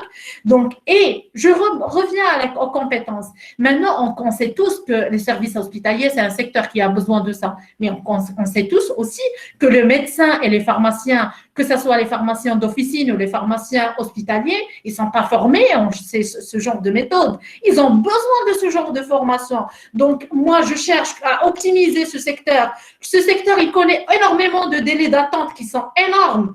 Donc, un délai d'attente de radiologie entre 2 mois à 1 an pour faire un radio, que celui qui meurt, il va mourir. Mais malheureusement, c'est une réalité déclarée au Maroc. Mais il faut qu'on travaille, il faut une collaboration. Le secteur hospitalier, oui, on dit qu'il faut qu'on cherche ça, mais lorsqu'on veut appliquer, on va laisser ça juste pour la recherche. Mais en fait, les hôpitaux, ils ne vont pas vraiment appliquer, ils ne vont pas être vraiment impliqués. Donc, en fait, mon souhait, c'est qu'il y a plus d'implication, surtout c'est un secteur qui nous touche tous. Et si on veut mettre à niveau ce secteur, on va être tous touchés. Donc maintenant, si on parle de notre pays, le secteur le plus touché, c'est l'éducation et le secteur hospitalier. Donc, et la logistique, elle a un rôle très, très important dans ce sens. Donc, elle peut jouer un rôle pour les mettre à niveau, pour les aider. Donc, c'est un appel, peut-être, je profite de l'occasion et tous les programmes que présente M. Karawan pour peut-être pousser les cabinets, je fais partie, donc je travaille avec énormément d'entités pareilles, mais en fait, j'appelle, pour moi, les pharmacies d'officine, ils ont besoin de ça. Donc, c'est pas que la pharmacie hospitalière, parce que même dans les recherches, tout le monde cherche pour les pharmacies d'hospitalier. Alors qu'un pharmacien qui n'a eu la pharmacie qu'en biologie, il ne saura pas comment mieux gérer ni sa logistique, pour comment mieux acheter, comment mieux optimiser, mieux gérer sa logistique en interne ou à l'externe. Donc, il y a énormément de choses. Donc, en fait, et je reste sur le mot général, c'est une optimisation durable et avec beaucoup de collaboration. Et merci beaucoup encore une fois. Merci à vous. Merci à vous parce que, en fait, d'ailleurs, moi, je suis pas un logisticien, je suis un électricien. Mais une fois on travaille, en fait, dans l'industrie, une fois on est sur le chantier, on peut comprendre très, très vite, en fait, l'importance cruciale de tout ce qui est supply chain logistique. Le moindre exemple, ce sera, en fait, je travaille sur plusieurs chantiers de l'OCP, par exemple. Oui, on a besoin d'un électricien, d'un mécanicien, on a besoin du livrable, on a besoin de plusieurs suivis de process, de piping, de tuyauterie, bien sûr, de télécom, mais une fois, bien sûr, il y a un retard d'une minute, de 2 minutes, de 5 minutes, d'une heure, et après, de livraison de produits chez les clients, c'est la catastrophe. Ce sont des millions et des milliards de dirhams qui sont produits, qui sont perdus, pardon, c'est le Single Minute Exchange of Die, le SMED, et donc, en fait, on est tous pour minimiser ces pertes qui sont à la fin de la chaîne de production. Tout le monde est là, en fait, pour ce déploiement, cette excellence opérationnelle, comme vous l'avez très bien expliqué, Madame Zoubida. Et ceci ne peut y arriver, on ne peut aboutir à ceci que, d'après ce qu'a très bien expliqué tous les intervenants, et surtout juste maintenant, si Loukili et Madame Zoubida, à travers, en fait, bien sûr, la formation des décideurs, la formation de ce qu'on appelle le CODIR, le comité de direction, ceux qui prennent les décisions, si on peut dire, des décisions qui sont fatales parfois pour l'organisation des décisions stratégiques. Ils doivent être très, très bien sensibilisés, ils doivent être très bien orientés. Et là, c'est la seule manière pour pouvoir se développer, aller au-devant. Et sur ce sujet-là, je vous cède la parole, Madame Pessous, pour nous éclaircir davantage sur cette feuille de route dont tout le monde parle, sur ce changement dans l'industrie et la logistique marocaine doit y suivre pour pouvoir, en fait, comment dire, se réserver une place au soleil. À vous la parole, Madame Pessous. Alors, je voudrais juste revenir justement sur cette notion de feuille de route, parce qu'il ne faudrait pas qu'on oublie qu'il y a une stratégie nationale pour la compétitivité logistique qui a été lancée, pensée par Sa Majesté le roi Mohammed VI, que Dieu le glorifie. Il est vrai que cette stratégie a pris un peu de retard, mais si on se penche dessus, elle se décline en contrats-programmes. Ce sont des contrats-programmes qui ont été très bien pensés, et si on arrive vraiment à les réaliser, la performance logistique pourra être atteinte. Il est vrai que cette pandémie mondiale a bousculé un peu tous les scénarios, ou les scénarios plutôt, mais si je devais définir la feuille de route dont vous parlez, ben je collerais automatiquement stratégie nationale déclinée en contrat-programme. Voilà, en ce qui concerne cette feuille de route. Maintenant, je voudrais rebondir sur ce qu'a dit M. Loukili par rapport au SWOT. Et là, il y a un seul point. Il est vrai que nous avons les origines internes et externes, donc les strengths, weaknesses, threats and opportunities.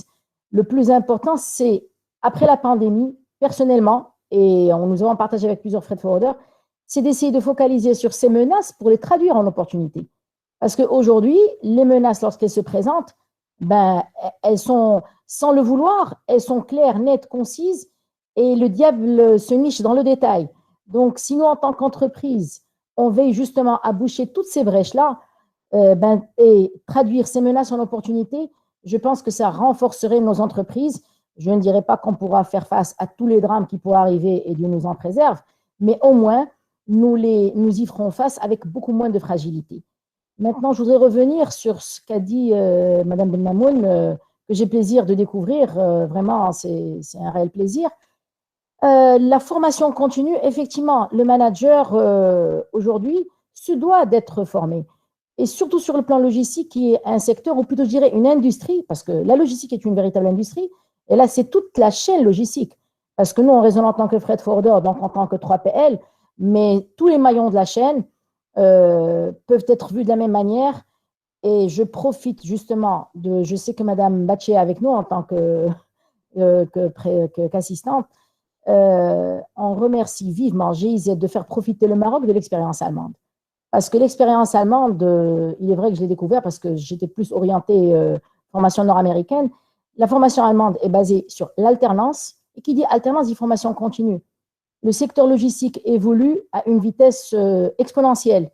Et donc, tout manager, si vraiment il ne s'inscrit pas dans une formation plus que continue, c'est-à-dire day-to-day, il sera vraiment jet-lagué très, très rapidement. Donc, je partage vivement votre point de vue, Madame Benmamoun. La formation continue se doit de faire une partie intégrante de l'entreprise, allant des postes les plus juniors jusqu'au comité de direction, jusqu'au PDG. Pour moi, l'industrie logistique, il n'y a pas de col bleu ou col blanc. Parce que pour rester dans l'appellation supply chain, une société, une entreprise logistique, c'est une chaîne. Donc, dès lors où il y a un maillon qui est contaminé parce qu'il n'est pas suffisamment formé ou parce qu'il est dépassé par l'évolution du secteur, il va contaminer toute la chaîne. Et la performance ne pourra jamais être atteinte. Et je pèse mes mots, elle ne pourra jamais être atteinte.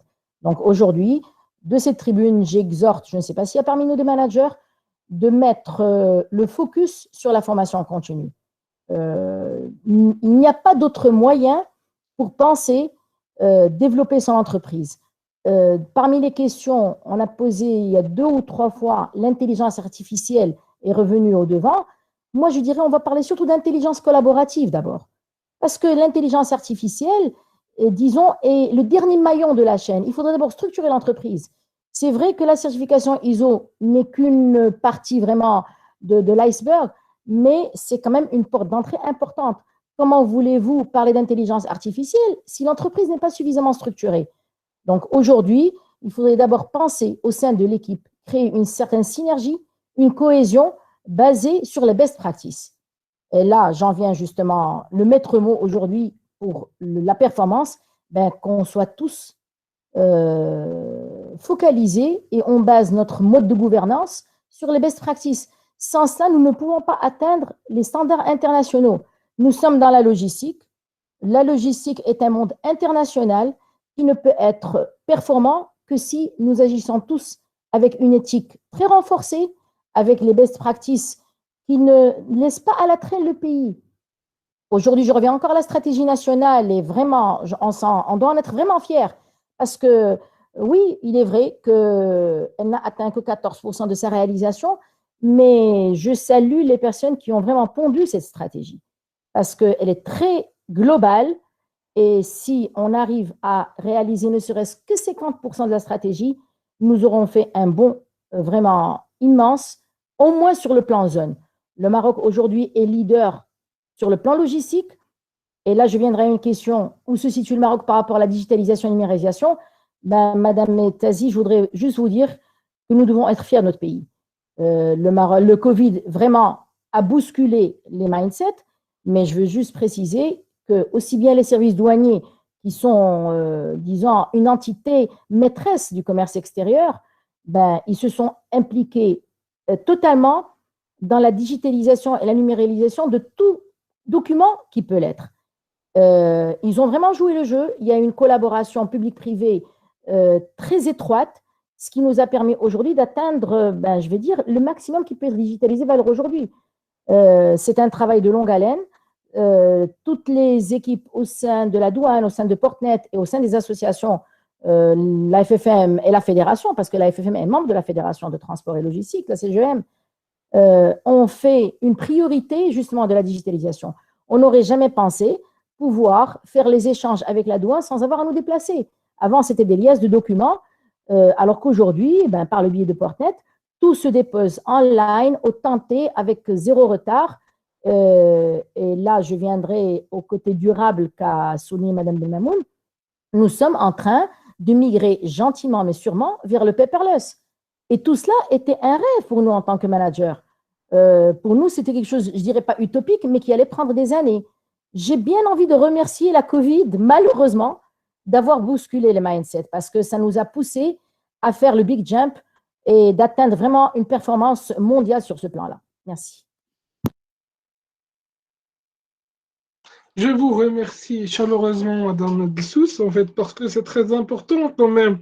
Parce qu'on a souvent, en fait, je ne sais pas, est-ce que c'est un mindset qui a plus relation avec la culture intrinsèque de certains pays, surtout au sein de la région MENA, même africaine, on se focalise surtout sur les points faibles, les points à développer, sur les manques et on ne se focalise pas surtout sur ce qui est gain, sur ce qui est en fait gain sur le terrain, sur ce qui est réalisation, pour pouvoir quand même les supporter, pour pouvoir en fait aussi tirer le voile sur ceci et mettre en clair qu'il y a vraiment des initiatives qui méritent d'être félicités, qui méritent d'être accompagnés, qu'il y a vraiment des gens qui travaillent et qui fassent de très très bons boulots pour la digitalisation, pour aussi en fait bien sûr que ce soit les différents processus et la relation entre clients et administration la plus fluide possible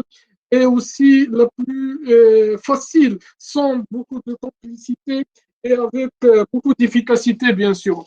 Sur ce point-là, et ça sera aussi une réponse, on a déjà répondu à quelques questions. Je vous remercie davantage sur votre interactivité, que ce soit côté auditeur ou bien côté conférencier. Et sur le même point où vous avez cité, Madame Dessous, qui est très important, qu'avant de parler d'intelligence artificielle, il faut bien sûr une organisation du terrain, une organisation de l'entreprise, une organisation d'intelligence bien sûr et sociale et institutionnelle. Ça veut dire que les gens, bien sûr, au sein de l'entreprise doivent être déjà prêts pour recevoir la technologie. Et sur ce, il y a deux questions qui sont posées par l'auditoire et qui sont très intéressantes. Il y a une auditrice qui parle plus spécifiquement sur l'université de Fès, je pense Mohamed Ben Abdillah. Il y a aussi, en fait, je tiens aussi, il y a quand même une initiative qui a été faite, je pense, c'est la première université au Maroc, qui est l'Euromed, l'université euroméditerranéenne de Fès. C'est la première université qui propose, bien sûr, des masters, je pense, des programmes en intelligence artificielle, et il est une incubatrice des industries 4.0. On a un petit hub d'entreprises d'industrie 4.0 parmi les uniques en Afrique. Je pense que c'est l'unique, si je ne me trompe pas, mais en tout cas, c'est le seul au Maroc. On a un hub des entreprises industrielles 4.0 au sein de l'Euromed FES. Et donc, la question d'auditrice, et que sera aussi posée si Karawan, s'il est volontiers pour ces questions-là, l'intelligence artificielle appliquée à l'industrie 4.0, où nous sommes, est-ce que bien sûr, c'est la tendance internationale. Est-ce que c'est l'obligation et c'est la priorité des entreprises du secteur logistique d'intégration des différents programmes et des différents outils d'intelligence artificielle? Et le deuxième volet de la question qui est aussi important, et c'est une question qui a à la fois, je pense qu'il y a une autre auditrice qui a posé cette question, c'est Ilham. Voilà, on répond quand même à cette question-là parce que c'est dans le même sens. Si on passe à la digitalisation, c'est une question qui est posée par tout le monde, c'est une question quand même assez classique. Est-ce que si on se penche vers la digitalisation, vers l'application de l'intelligence artificielle, la robotisation, est-ce que ça veut dire automatiquement la suppression et l'annulation de jobs manuels, d'opportunités de services, ou bien c'est une réadaptation? Si, Karawan, à vous la parole. Merci. Je pense que je voudrais revenir à un point qui a été cité tout à l'heure sur il veut parler d'un autre sujet qui se rapporte bien sûr au programme de formation.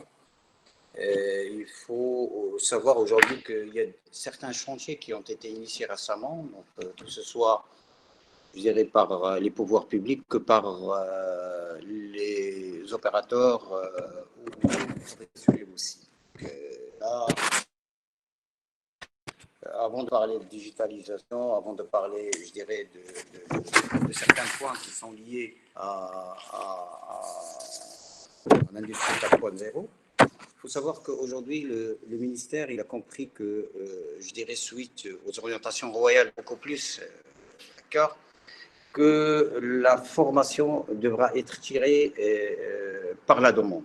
Je pense qu'aujourd'hui, toutes les formations ils sont orientées par l'offre et je pense qu'aujourd'hui, tout le dispositif de la formation va être revu en profondeur. que ce soit en termes de réingénierie des programmes de formation. Et donc, moi, je fais partie des comités qui ont déjà démarré ce travail-là, donc aussi bien avec le département de la formation professionnelle qu'avec le ministère, bien sûr, dans l'enseignement supérieur. Et sur ces volets-là, donc là, il faut comprendre aujourd'hui que le Maroc a adopté ce qu'on appelle l'approche par compétence avec tout un cadre méthodologique qu'il faut respecter. Aujourd'hui, tous les programmes de formation vont être revus en profondeur. Je pense qu'aujourd'hui, on va citer juste le cadre, je dirais, de media management, là où il y a vraiment une grande demande de compétences. Et je pense quand même, avec tout ce qui est digitalisation, peut-être qu'on aura toujours besoin de l'autre. Donc, au-delà je dirais, de tout ce que certaines personnes pensent, je pense qu'aujourd'hui, l'être humain a démontré que son importance, ne serait-ce que dans le volet transport. Et voilà, vous avez senti aujourd'hui avec cette crise de coronavirus. D'accord ? Donc, sur ce volet-là, donc, je dirais, d'une refonte globale des programmes de formation, je pense que toutes les suggestions, je dirais, que ce soit technologique, que ce soit soft skills aussi, que ce soit langue, parce que ça c'est très important, parce que je pense qu'au-delà de l'aspect beaucoup plus technologique, parce que là, depuis tout à l'heure, j'entends beaucoup plus l'aspect technologique, alors que je dirais au-delà de l'aspect technologique, je pense que les différents lauréats aujourd'hui des grandes écoles, il y a beaucoup de lacunes pour qu'ils puissent être intégrés et être, je dirais, très productifs depuis le premier jour. Donc c'est là le volet, c'est là le point, je pense que le débat devra se focaliser sur ce point-là. Je pense qu'aujourd'hui, Mme Ksous est avec nous, donc je pense que certains professionnels sont avec nous. Et je pense que c'est sur ce volet-là qu'on devra travailler. Je dirais, comment rendre ces lauréats, je dirais, productifs dès le premier jour. Et c'est là où on a, je pense que, comme il a été cité par Mme Kautar, je dirais le mode de formation basculer d'un mode de formation résidentiel 100% vers un mode de formation en alternance. Je dirais là, c'est ce qu'on appelle un découpage du programme de formation. Et tout le travail, je dirais, qu'un tuteur au niveau de l'entreprise, et là, je pense qu'aujourd'hui, c'est ça les lacunes sur lesquelles on devra travailler, c'est la formation des formateurs et la formation des tuteurs. Et je pense qu'aujourd'hui, on doit saluer l'initiative du ministère de Amzazi, qui vient de lancer la construction d'un hub pour la formation des formateurs et des tuteurs. D'accord ? Et c'est là, et c'est ça, vraiment, pour moi, c'est ça la grande révolution, je dirais, de la formation d'une manière générale. Je pense que sur ce volet-là, si on arrive à travailler et je dirais, profiter de toute cette expertise allemande, puisque la GIZ, quand il est venu au Maroc pour implémenter ce mode de formation professionnelle immobilier de travail, il a fait un appel bien sûr à candidature à travers, bien sûr, qui a été lancé sur l'ensemble des secteurs. Et aujourd'hui, j'annonce officiellement qu'il y a 2 secteurs qui ont été retenus et qui bénéficient aujourd'hui de cet appui. C'est d'abord et avant tout le TIC, donc le secteur du TIC, technique d'information et de communication, et le deuxième secteur, c'est la logistique. Et sur lequel, vous l'avez dit, donc vous avez cité l'université euroméditerranéenne de Fès, parce que la première promotion, c'est la promotion de la formation en alternance, sur lesquelles c'est Amzazi en personne, il s'est déplacé pour, je dirais, remettre les certificats de réussite ou les diplômes, bien sûr, pour cette première promotion. Et là, je vous dis qu'aujourd'hui aussi, donc on doit toujours aussi saluer, je dirais, la contribution des professionnels, aussi l'implication aussi de l'Office de la formation professionnelle et de la promotion de travail sur un volet qui est très important, la formation professionnelle et le milieu de travail. Parce qu'aujourd'hui, il y a 2 promotions, une à Agadir et une deuxième à Tanger, qui qui viennent de démarrer cette formation, ce mode de formation professionnelle au milieu de travail sur ces deux villes, d'accord, orientées principalement sur l'opérateur logistique, d'accord, avec une deuxième filière qui va ouvrir très prochainement au niveau de Casablanca concernant l'agent d'exploitation logistique. Donc, c'est une filière, ces deux filières vont être dispensées en mode de formation professionnelle au milieu de travail avec une implication d'un ensemble de professionnels qui vont accueillir ces apprenants, d'accord, pour qu'ils puissent, bien sûr, réussir ce mode de formation professionnelle au milieu de travail avec tout un chamboulement, je dirais, de la démarche de formation professionnelle d'une manière générale. Ça, c'est le premier volet sur lequel il faut insister et il faut se focaliser. Je pense qu'aujourd'hui, c'est ça pour moi le point focal, c'est qu'aujourd'hui, de quoi elle a besoin de l'entreprise, parce qu'in fine, les lauréats des instituts, demain, c'est des salariés au sein des entreprises, si ce n'est pas des entrepreneurs. Et là, j'ouvre une petite parenthèse sur un travail qui est en train de se faire aujourd'hui au niveau de la CGM, vers la création parce on est en train de travailler, moi je fais partie de la commission de pilotage, de la création d'un institut qui s'appelle l'Institut Kindi, des entrepreneurs et du middle management aussi, donc sur lesquels il y aura bien sûr tout un travail qui est en train de se mener sur toute la démarche d'ingénierie et de sélection, je dirais, des candidats porteurs du projet, beaucoup plus, hein, porteurs d'idées, beaucoup plus d'idées ou de projets, et de les accompagner par je dirais, certains tuteurs, bien sûr, d'entreprises et toute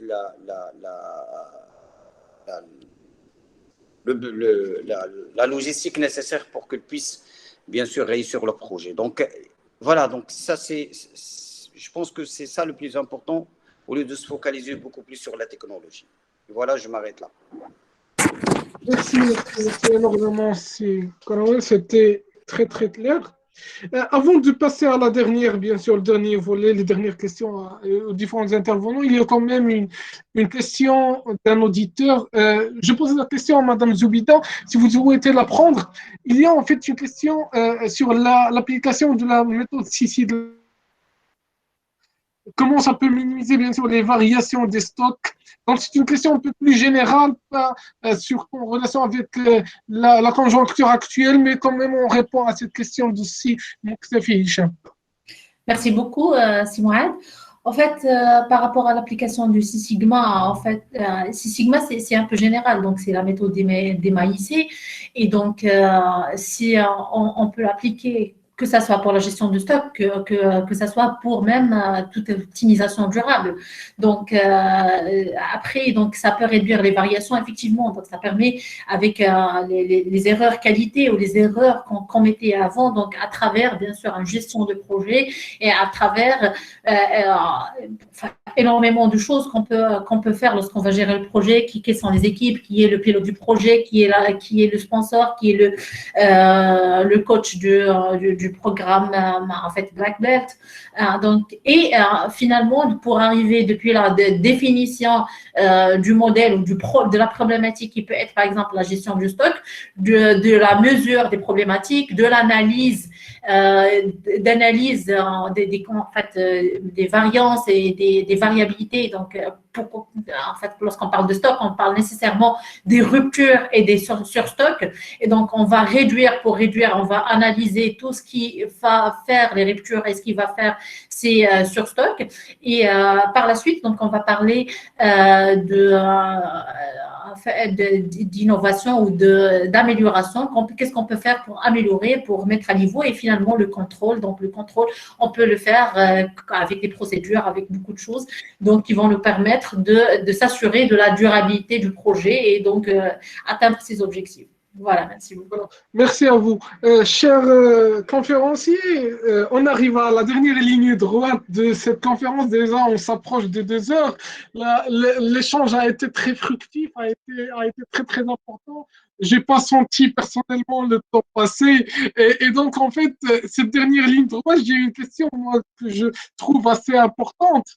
Parmi, en fait, je pense, les plus grands souhaits que que personne ne peut y avoir, c'est d'avoir un retour, si on peut dire, sur la ligne temporelle, la ligne du temps, revenir en arrière. Mais si on puisse revenir en arrière en tant qu'étudiant, quel est en fait votre aujourd'hui, quel est vos conseils que vous pouvez donner à la plupart de notre auditoire qui sont des élèves ingénieurs? Quels sont vos conseils en quelques mots de fin pour qu'ils puissent bien sûr optimiser leurs chances de réussir leur carrière, surtout dans ce secteur-là, ou bien dans leur vie personnelle, parce que en fin de compte, en fait, on a une grande intersection entre la vie et personnelle et professionnelle. Si on ne réussit pas dans l'une, on ne peut pas le faire dans l'autre, dans la plupart des cas. Monsieur Loukili, à vous la parole. Merci, Monsieur Mouad. Très bonne question. Très bonne question. C'est une question qui est toujours fois posée. Et effectivement, mais avant de conseiller aux gens, la question qui se pose, c'est chaque ingénieur, chaque personne qui est en formation, pourquoi il se forme? Est-ce que pour avoir un statut, pour pouvoir fonder une famille, avoir un travail, être dans la société, ou bien est-ce que pour servir son État, son pays? C'est ça la question. Parce que moi, j'ai toujours dit à mes étudiants, c'est si vous voulez servir votre pays, tout ce que vous apprenez, apprenez-le et essayez de le pratiquer. Parce que ça ne sert à rien d'amener un ingénieur, de le bien former, et après, lorsqu'il est recruté, il s'adapte au système. Là, on n'avance pas. On n'avance pas. Vraiment, on n'avance pas. Parce que moi, j'ai travaillé avec les Allemands. J'ai travaillé avec une société allemande dans les années 90. J'ai appris des choses qui m'ont beaucoup servi jusqu'à aujourd'hui. J'ai appris ce que c'est que le professionnalisme. J'ai appris ce que c'est que les nouveaux recrues. Et pourquoi on a des nouveaux recrues. Et qu'est-ce qu'il apporte aux nouveaux recrues. Alors, moi, je dis à ces jeunes, mais essayez de servir votre pays. Essayez de travailler sur vous. Essayez d'être utile. Et je ne vais pas vous dire de ne pas être égoïste, mais de ne pas être trop égoïste, parce que le pays a besoin de vous. Moi, quand je vois je reviens sur ce point que tu as dit, quand je vois le travail de Simon Hafid Alami, mais il fait un travail énorme, énorme. Mais moi, ce que j'ai peur, c'est qu'ils sont en train de faire un rythme de demi-fond dans un marathon. J'espère qu'ils ne vont pas s'arrêter parce que c'est un travail énorme. Mais est-ce qu'il est accompagné? Non, il n'est pas accompagné. Parce que quand on voit une stratégie, parce qu'au Maroc, nous avons maintenant plusieurs stratégies, il y a une dizaine de stratégies qui sont bien faites. Mais il ne suffit pas de faire une bonne stratégie. Il faut réussir la stratégie. Et c'est pour cela que je parle beaucoup de stratégie intelligente, parce qu'on aura plus de chances de la réussir si c'est l'intelligence. Alors, je reviens sur, lorsqu'on met une stratégie d'industrie qui est vraiment très bien faite, d'une façon très intelligente, et quand on fait, après, sa stratégie, elle a besoin de quoi? Elle a besoin de capital humain. Et quand on va à la formation n'accompagne pas la stratégie. Il y a un problème. Lorsqu'on parle de travail d'équipe, le gouvernement, c'est une équipe. Il faut que tout le monde aille dans le même sens. Est-ce qu'on veut vraiment développer l'industrie au Maroc, ou est-ce qu'on fait des scoops? Parce que là, si on veut vraiment développer cette industrie, il faut qu'il soit accompagné par tout le monde. Parce que justement, moi je suis chercheur, j'ai beaucoup d'amis qui m'ont permis d'entrer dans beaucoup d'entreprises, dans beaucoup d'administrations, et j'ai découvert que nous avons beaucoup de compétences. Mais malheureusement, on a un petit problème de gouvernance. Et c'est là, je reviens sur les ingénieurs, moi je le demande, lorsque vous aurez votre diplôme, tout ce que vous avez appris, essayez de l'appliquer, essayez de garder votre compétence, essayez de développer votre compétence. Et une fois que vous avez votre diplôme, la route ne fait que commencer. Il faut toujours continuer à se former, il faut toujours, parce que ça évolue. Il y a une évolution énorme. La vitesse d'évolution, elle est énorme. Et si vraiment on n'est pas bien accompagné, si vraiment on n'est pas bien intelligent, ça c'est vraiment, on va passer à côté. Sur la question qui a été posée sur l'intelligence artificielle, est-ce qu'il va supprimer des métiers? Moi, je dis qu'il n'y a pas de suppression des métiers. Il y a une évolution des métiers. Parce que les métiers qui étaient dans 1920 n'existent plus. Il n'y avait pas d'intelligence artificielle. Il y a l'évolution. Et c'est pour cela que je dis que l'évolution, il faut toujours savoir la gérer à travers l'éveil pour ne pas la subir. Bien sûr, une personne qui fait pas la veille, parce que la veille, chaque personne doit faire la veille, doit savoir qu'est-ce qu'il doit développer chez lui pour justement accompagner cette évolution-là. D'accord? Mais tant qu'il y a cette évolution, il y aura toujours de transformation de métier. Pas de suppression, mais de transformation de métier. Nous aurons toujours de nouveaux métiers, nous aurons toujours de nouvelles choses, mais il faut toujours s'adapter. Voilà. Un grand merci ici, Ahmed, pour tous ces mots en fait plein de moralité. C'est très très important en fait d'en tirer bénéfice de ces expériences-là. Madame Glessous, à vous la parole. Un mot de fin. Alors justement, j'ai senti que c'était le mot de la fin, mais avant ça, je voudrais revenir sur le titre même de ce webinaire et sa deuxième partie, notamment l'opportunité que présente le post-Covid. Je voudrais juste souligner que the opportunity, c'est de capitaliser sur ce qu'on a tous vécu pendant le Covid. L'opportunité, c'est de ne pas revenir faire marche arrière. L'opportunité est de rester dans les feuilles de route qui se sont imposées à nous. Donc, toute cette digitalisation et numérisation, télétravail, juste pour l'anecdote, en tant que chargé des agents étrangers dans mon entreprise, le voyage le moins coûteux pour aller visiter mes agents me coûtait 1 000, 1 500 euros. Aujourd'hui, ça me coûte moins de 10 dirhams parce que c'est une simple connexion Internet où le résultat est identique, sinon meilleur, puisque je ne quitte pas mon bureau. Donc, vraiment, la véritable opportunité, c'est de capitaliser sur toutes les avancées que nous avons faites, qui nous ont été imposées par cette pandémie. Maintenant, pour revenir à ce mot de la fin que vous nous avez demandé en tant que faire une rétrospective en tant qu'étudiant, je dirais, je ne ferai pas la rétrospective parce qu'elle n'est pas de mise. Vous avez la chance aujourd'hui d'avoir des outils dont nous n'avions pas bénéficié dans le temps. Donc, je vais plutôt prendre ma casquette de maman, vu que j'ai 2 grands garçons de 32 et 26 ans. Vraiment, merci. Je vous invite en tant que futur ingénieur de vous ouvrir parce que vous vous inscrivez dans la logistique, un monde international où la polyvalence est de mise. Aujourd'hui, nos ingénieurs sont de très bons matheux. Ce sont des compétences qui peuvent vous descendre le meilleur des dossiers. Mais malheureusement, il faut absolument développer vos soft skills, comme l'a souligné Sikarawan. Et le soft skill numéro 1, c'est vraiment avoir une maîtrise des langues, qui n'est pas vraiment un soft skill, parce que vous ne pouvez pas vous positionner en tant que logisticien sans au moins, pas forcément parler couramment l'anglais, mais au moins pouvoir comprendre et passer les messages. Donc, vous avez encore le temps de vous former, il n'est jamais trop tard pour développer ou améliorer le niveau de langue. Le deuxième soft skill qui est très important, c'est justement, et je l'ai dit tout à l'heure, c'est être demandeur et curieux. Parce que ce n'est que de cette manière-là que vous allez compléter votre formation. La formation académique va vous donner les meilleurs concepts, la meilleure manière de manager des projets, mais avouons-le, aujourd'hui, il y a pas mal de software qui font ces choses-là. Qu'est-ce qui fera la différence? C'est votre capacité à être agile et résilient. Donc, ce sont des mots qui vont revenir pour le restant de nos jours. Donc, je vous invite à vraiment vous positionner en tant que logisticien agile pour pouvoir atteindre une résilience qui mènera forcément vers la performance. Merci.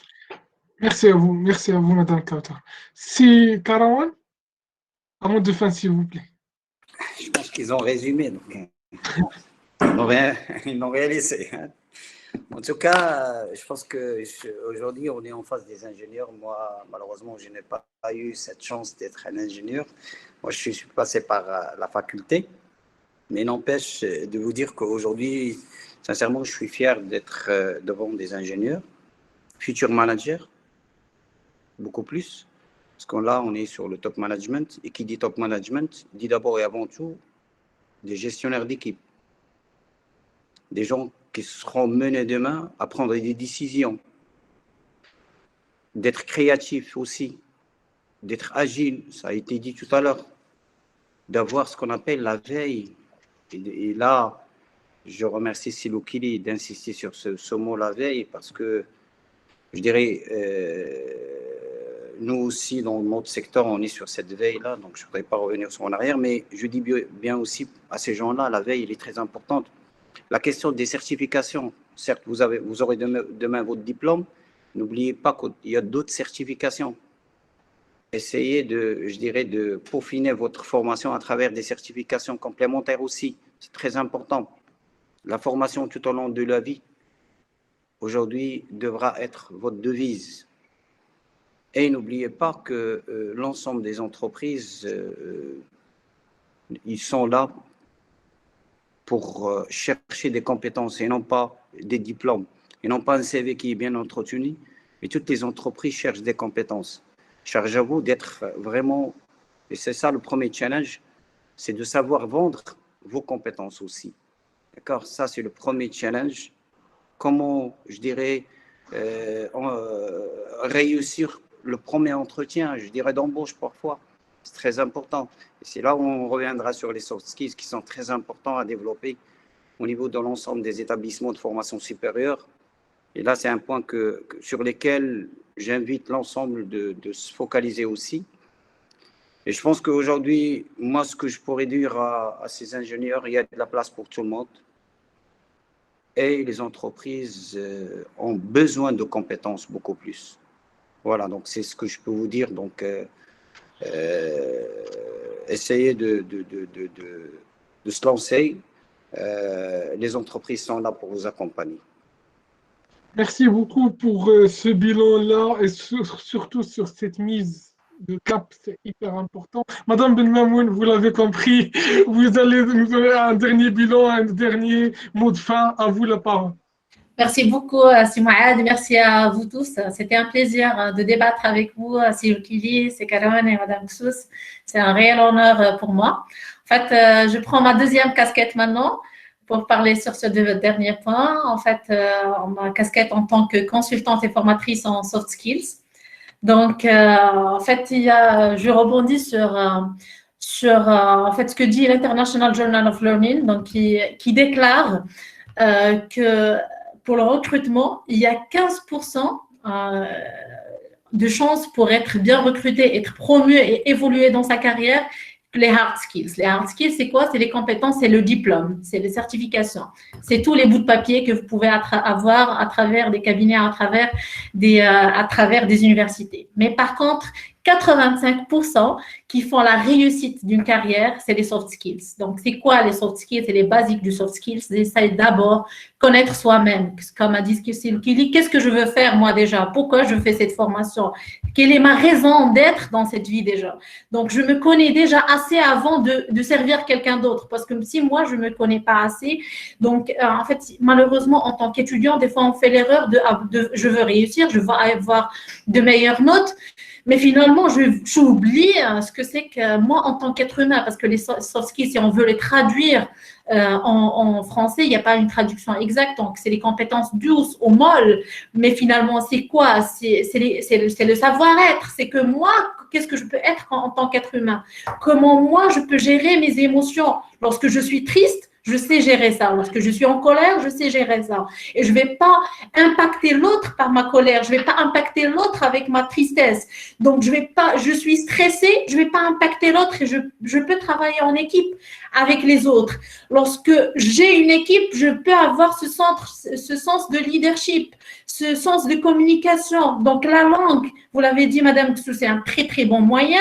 Mais moi, je connais français, je connais l'anglais et je connais plusieurs langues, mais je ne sais pas transmettre un message. Donc, la communication, elle va au-delà de ça. Moi, je dois savoir assez d'assurance, de confiance en moi-même pour transmettre et communiquer une phrase correcte.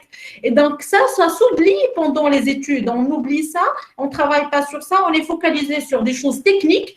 Et lorsque je vais dans mon entretien qui est le démarrage de ma carrière, je ne sais pas, je trébuche, je panique, donc je ne sais pas comment faire. Donc, en fait, ne négligez pas. Donc, je salue toutes les personnes qui travaillent dans le club industriel ou tous les clubs parce que ça permet de booster, de travailler sur autre chose et de ne pas se focaliser. Moi, en tant que professeur, je dis toujours à mes étudiants, ne croyez pas ce que je vous dis. En fait, cherchez dans les livres, cherchez sur Google, cherchez en fait, critiquez ce que je dis. Ne restez pas sur ce que je vais vous dire et sur l'examen que je vais vous faire, parce que ça va vous donner en fait un ingénieur qui est borné, alors qu'on a besoin de quelqu'un qui est ouvert, qui est prêt à donner beaucoup de choses. Et merci infiniment pour tout.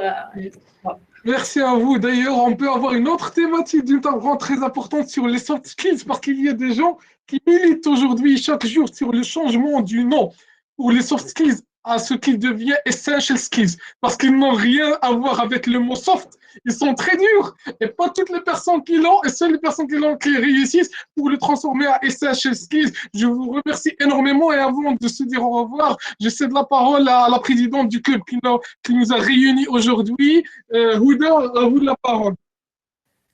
Merci Mouad, merci pour l'ambiance que vous avez créée, merci à tous nos invités, franchement Mastrinash. Je suis pas si la seule à le dire, mais franchement c'était agréable. Je tiens à vous remercier tous et toutes, notamment Monsieur Loukili, Madame Gussous, Madame Zoubida, Monsieur Karawan. Merci pour vos interventions si riches et si intéressantes.